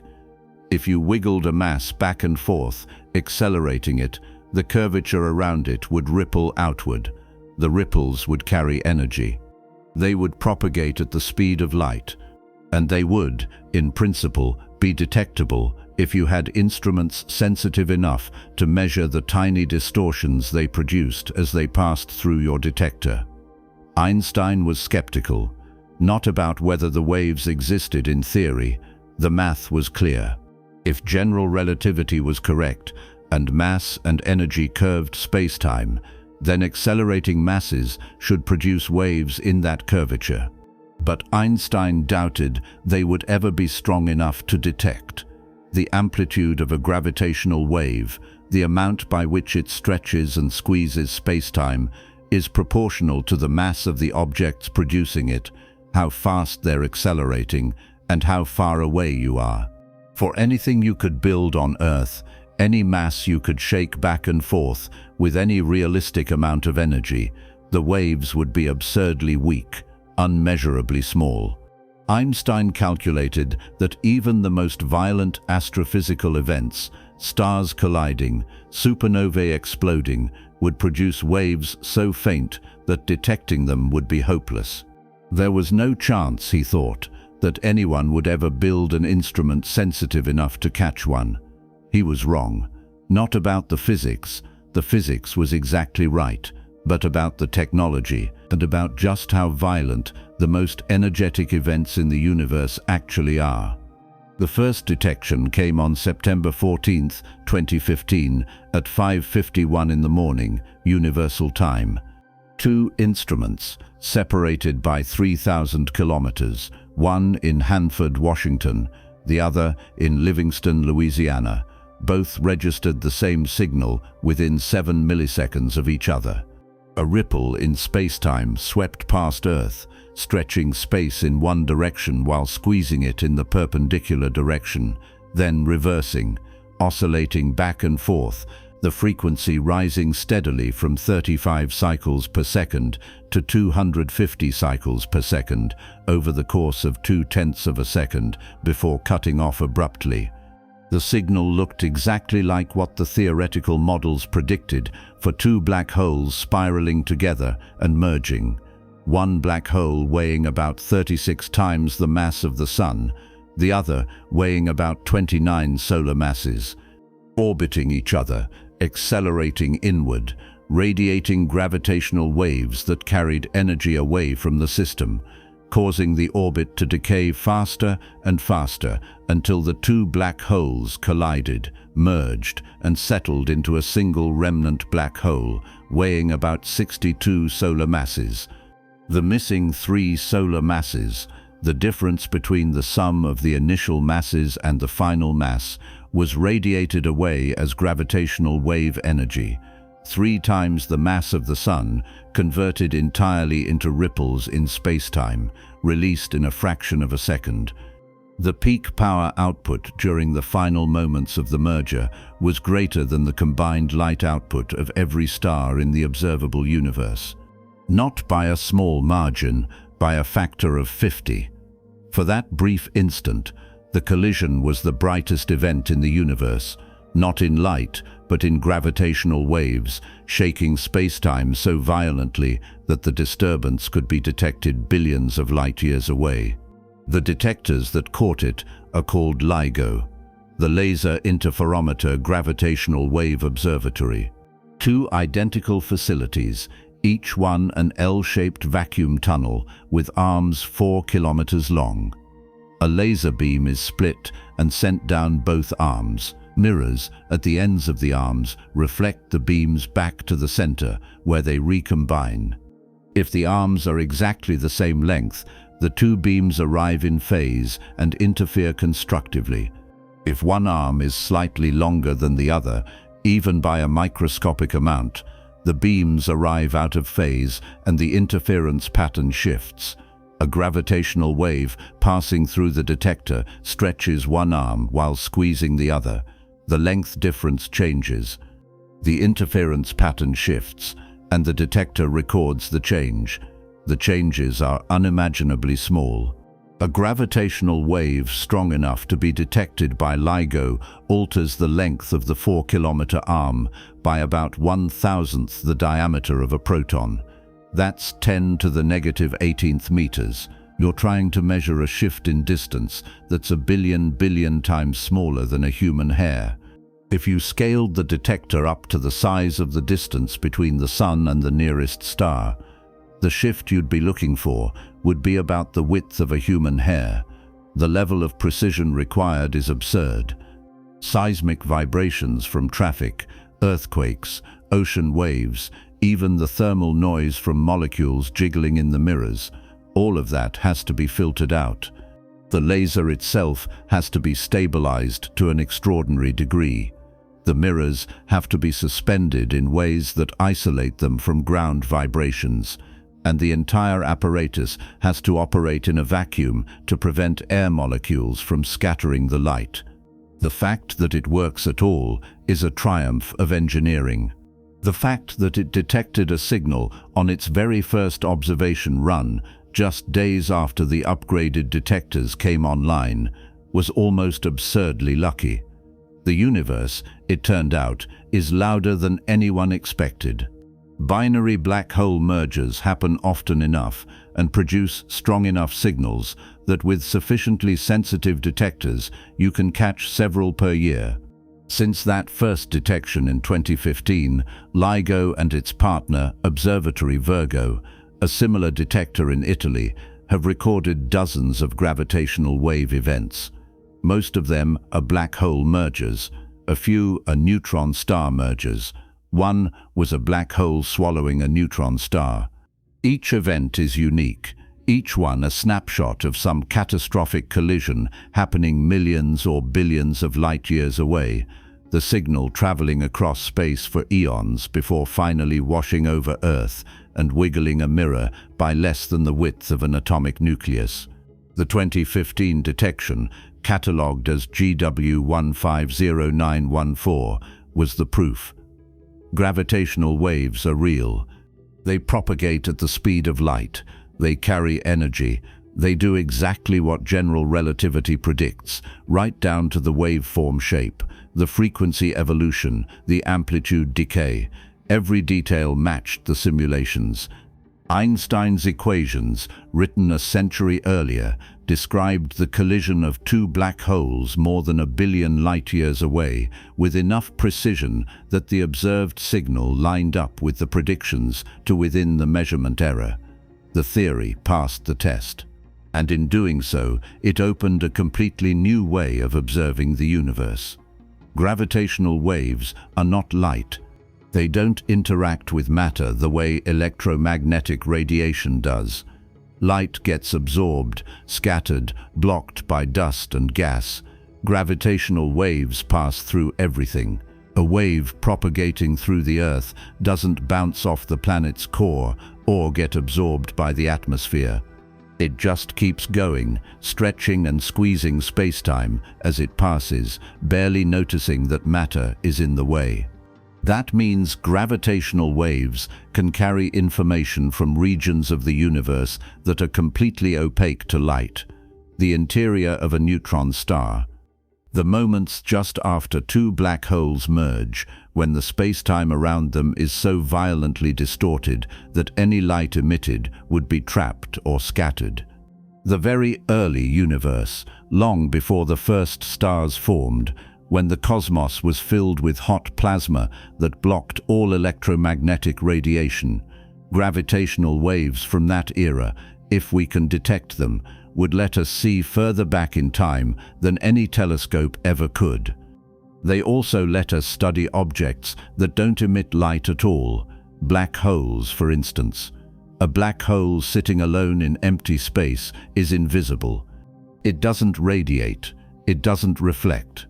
You can infer its presence by watching how nearby stars move, but you can't see the black hole itself. But put two black holes together, let them orbit and spiral inward, and they scream. They shake spacetime so hard that the signal is detectable across the universe. Gravitational wave astronomy is black hole astronomy. Most of the events LIGO has detected involve black holes, objects that were previously invisible and are now, suddenly, the loudest things in the gravitational wave sky. Neutron star mergers are even more interesting because neutron stars emit light. When two neutron stars collide, they produce both gravitational waves and a burst of electromagnetic radiation across the spectrum, from gamma rays to radio waves. Detect both signals, and you've got what astronomers call multi-messenger astronomy. Two independent channels of information arriving from the same event, each one revealing details the other can't access. Gravitational waves tell you the masses of the colliding objects, the dynamics of the merger, the energy radiated in space-time distortions. The electromagnetic signal tells you what the explosion looked like, what elements were synthesized in the collision, how the debris expanded and cooled. Combine them and you get a complete picture. The first multi-messenger event was detected on August 17, 2017. LIGO and Virgo picked up a gravitational wave signal from two neutron stars merging in a galaxy about 130 million light-years away. The signal lasted longer than a black hole merger, about 100 seconds, because neutron stars are less massive and spiral together more slowly. About 2 seconds after the gravitational wave signal ended, NASA's Fermi Gamma Ray Space Telescope detected a short gamma-ray burst from the same region of sky. Then, within hours, dozens of telescopes around the world and in space turned toward the source and found a bright optical transient, a new point of light that hadn't been there the day before. Over the following weeks, the light faded and shifted through different colors as the debris from the collision expanded and cooled. Spectroscopy revealed the presence of heavy elements, gold, platinum, uranium, synthesized in the neutron-rich environment of the merger. It was the first direct confirmation that colliding neutron stars are the source of much of the universe's heavy elements. Gold, platinum, the rare earth metals in your phone, all of it was forged in collisions like this one, then scattered across space to eventually end up in the dust clouds that formed planets and, much later, people. The 2017 event proved that multi-messenger astronomy works. Gravitational waves give you advance notice that something is happening. They tell you where to look. Then electromagnetic telescopes follow up, capturing the light, measuring the spectrum, tracking the evolution of the explosion. The two channels complement each other. Neither one alone gives you the full story, but together they do. And the combination is powerful enough that it's changing how astronomy is done. Instead of waiting for a supernova to randomly appear in your field of view, you get an alert from LIGO or Virgo telling you that a neutron star merger just happened in a particular patch of sky, and you point your telescope there within minutes or hours, while the event is still bright enough to study. Gravitational waves also provide a new way to measure the expansion rate of the universe. The gravitational wave signal from a merger encodes the distance to the source. The amplitude of the wave tells you how much energy was radiated, and the observed amplitude tells you how far away the source is because the wave's strength drops off with distance. If you can also identify the host galaxy and measure its redshift, which tells you how fast it's receding, you can calculate the Hubble constant directly. One measurement, one event, independent of all the other distance ladder techniques that have been causing arguments for the past decade. The precision isn't great yet, because gravitational wave detectors can't pinpoint the source on the sky very precisely without help from electromagnetic observations. But as more detectors come online and the sensitivity improves, gravitational waves could settle the Hubble tension once and for all by providing a completely independent measurement that doesn't rely on Cepheid variables, supernovae, or cosmic microwave background models. But the most profound thing about gravitational waves is not what they let us measure. It's what they are. They're not signals traveling through space-time. They are disturbances in space-time itself. When a gravitational wave passes through you, the geometry of space around you changes. The distance between your head and your feet oscillates, stretching and squeezing by an infinitesimal amount as the wave goes by. You don't feel it. The effect is far too small, but it's real. Space-time is not a fixed stage. It's a dynamic medium. It flexes, it ripples, it responds to the motion of mass and energy by propagating waves, and those waves carry energy and information across the cosmos. That realization that space-time itself is dynamic has consequences that go beyond gravitational wave astronomy. It means the fabric of the universe is not some abstract mathematical construct. It's a physical entity with properties you can measure. It has a stiffness, a resistance to being bent. It supports oscillations. It can carry waves. And if it can do all that, then maybe it can do other things too. Maybe space-time has additional structure we haven't discovered yet.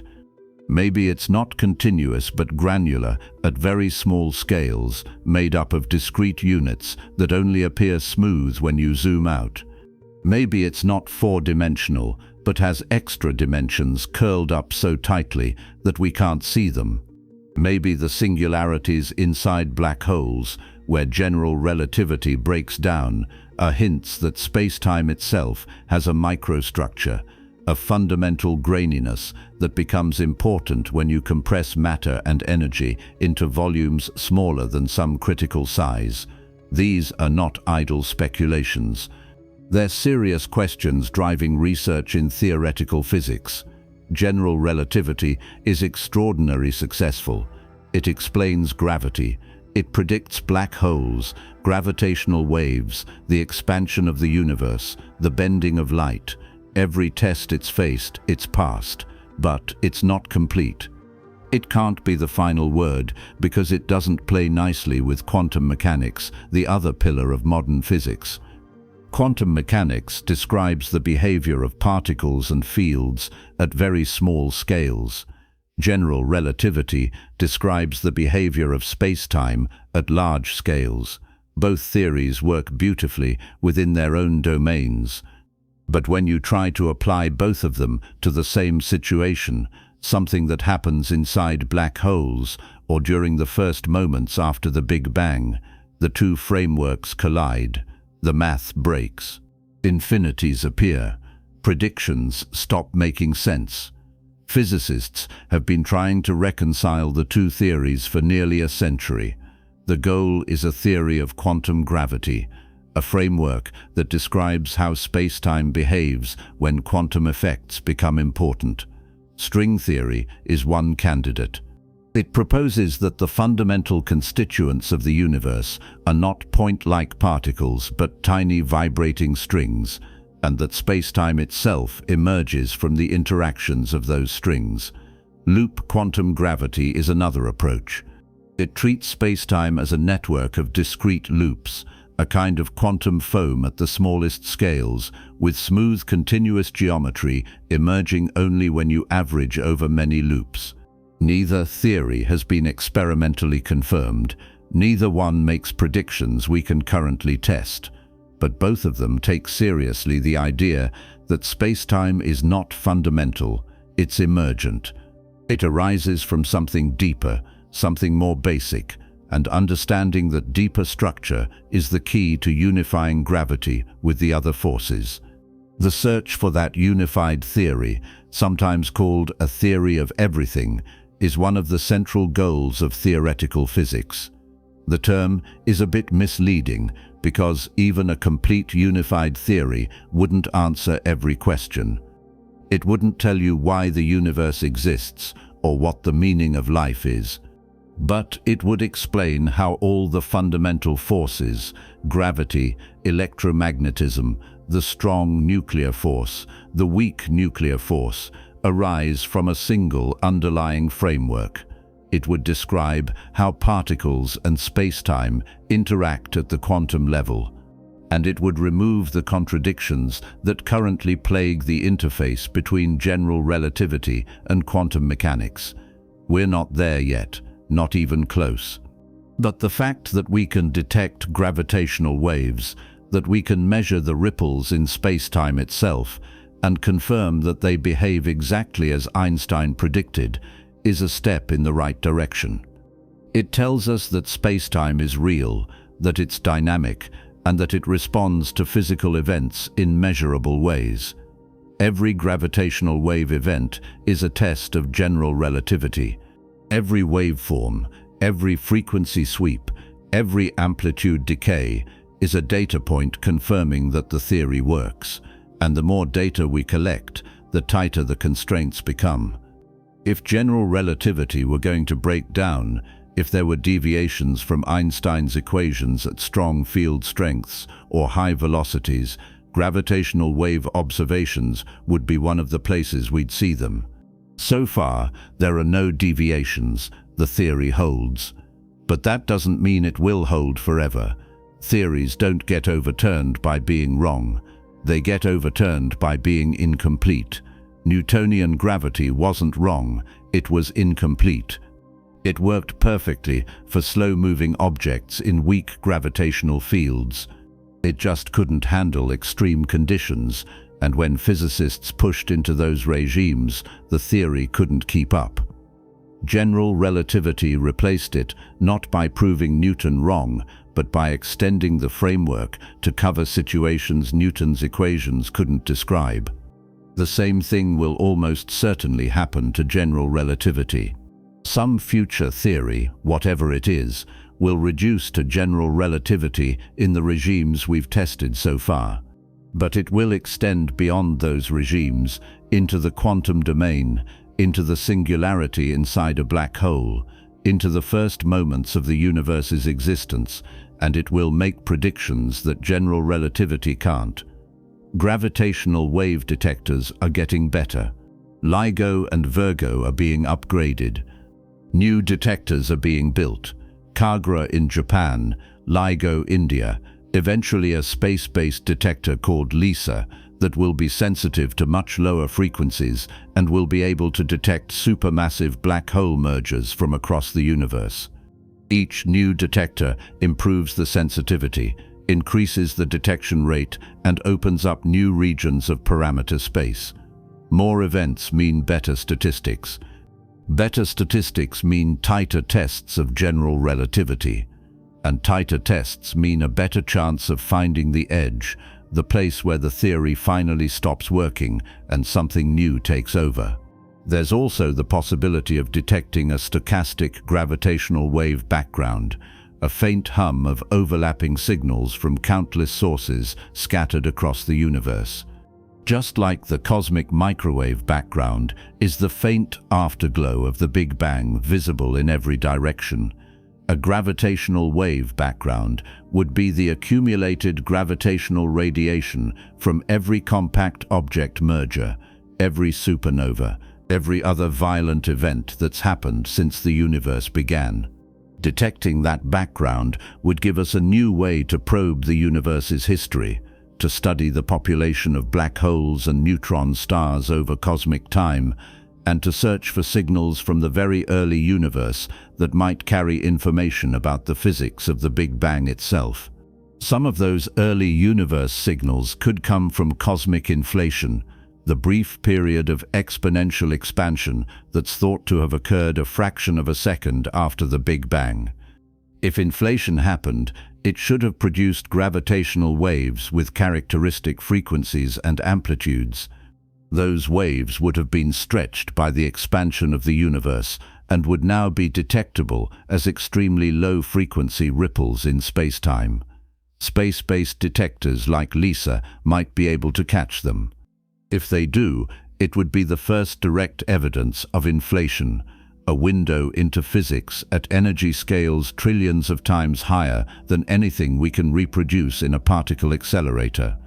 There's also the tantalizing possibility that gravitational waves could carry information from before the Big Bang. If the universe went through a contracting phase before the Big Bang, a bounce rather than a singularity, gravitational waves from that earlier era might have survived the bounce and could be detectable today. That's speculative. Most models of the Big Bang don't include a pre-Big Bang phase. But if such a phase existed, gravitational waves would be one of the few ways we could ever learn about it, because electromagnetic radiation from before the Big Bang would have been erased by the hot, dense plasma that filled the early universe. Gravitational waves passing through that plasma without interacting could preserve the memory.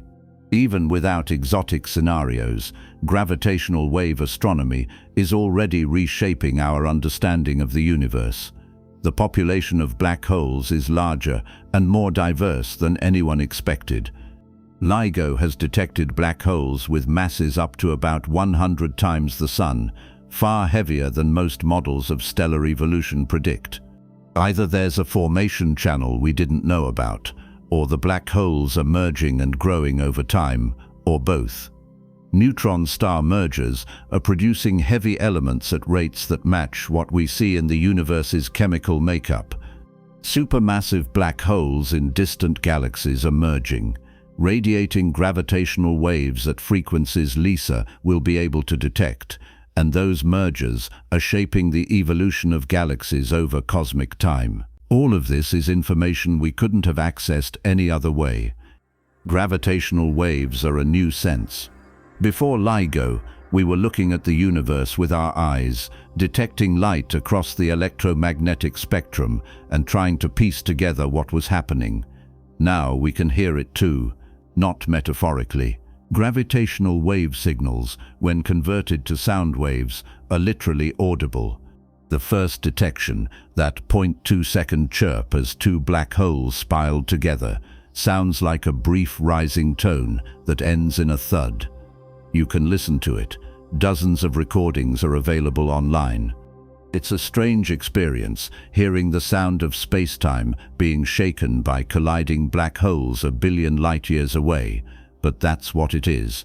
The universe makes noise. We've finally built instruments sensitive enough to hear it, and the noise is constant. Gravitational waves are passing through Earth all the time, stretching and squeezing spacetime by imperceptible amounts as they propagate outward from sources scattered across the cosmos. Most of them are too weak to detect. The signals LIGO catches are the loud ones, the catastrophic mergers, where the wave amplitude is just barely strong enough to rise above the noise floor.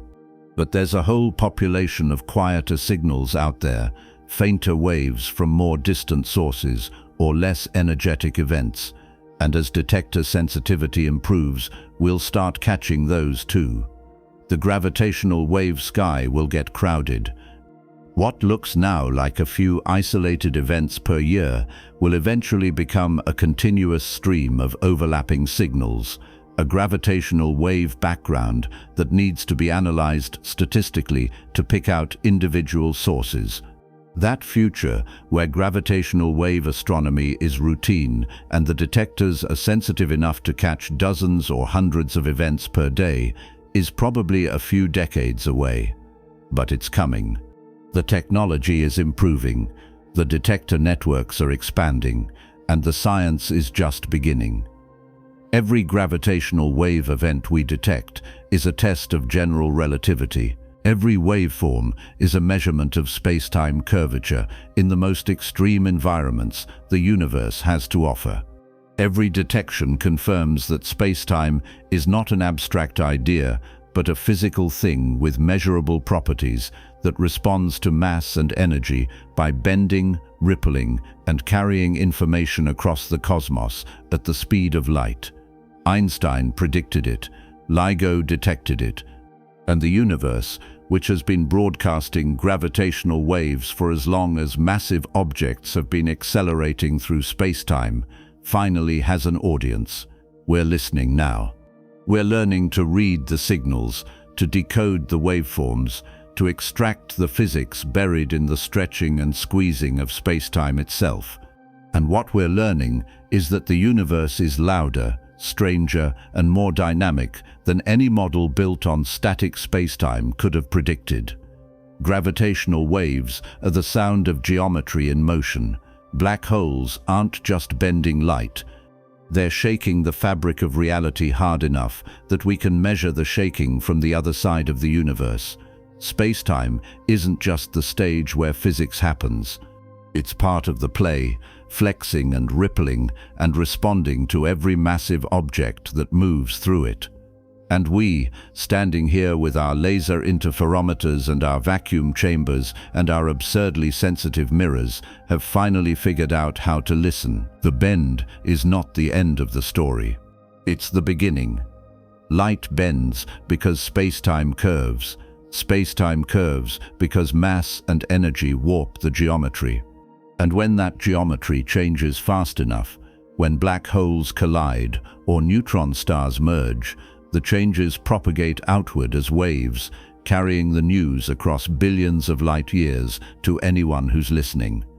We're listening now.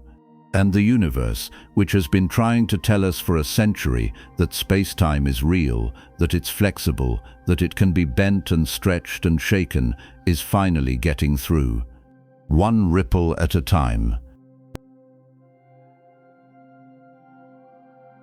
Light moves at 186,000 miles per second. That number hasn't changed since the first photon left the first star 13 billion years ago. It will not change tomorrow. It is the one fixed point in a universe where almost nothing else stays put. Galaxies drift, stars die. Black holes evaporate on timescales longer than human language has words for. But light, massless and unchanging, moves at exactly the same speed it has always moved, and yet it bends, not because something pulls it, not because a force reaches across space and tugs it off course, but because the space it moves through is not flat, because mass warps geometry, because the straightest possible path through a curved universe is itself a curve. Light follows that path, the way water follows a riverbed, not by choice but by necessity. The geometry allows no alternative. We spent centuries thinking gravity was a force, something invisible reaching between objects, pulling them together across empty voids. Newton gave us the equations. They worked beautifully. They predicted eclipses, guided ships, launched rockets. And then someone asked why light, which has no mass, bends anyway. The question had no answer within the old framework, so the framework had to go. Not because it was wrong, because it was incomplete. Gravity is not a pull, it is a shape. Space-time curves, and everything moving through it follows the curves. That realization changed everything. We have seen the proof. Starlight shifts during eclipses. Galaxies warp into arcs behind massive clusters. Black holes trap light in geometries so steep that escape ceases to be a direction you can travel. Gravitational waves ripple outward from colliding remnants, shaking the fabric of reality hard enough that we can measure the shaking with lasers and mirrors and instruments sensitive to displacements smaller than an atomic nucleus. Every observation confirms what Einstein predicted. Spacetime is not a stage, it is part of the performance, and light, traveling at its fixed, unyielding speed, is the messenger that shows us the shape of everything. It bends not because it is weak, but because the universe itself is curved. And we, standing here with our telescopes pointed outward, are finally learning to read the curves, one bent beam at a time.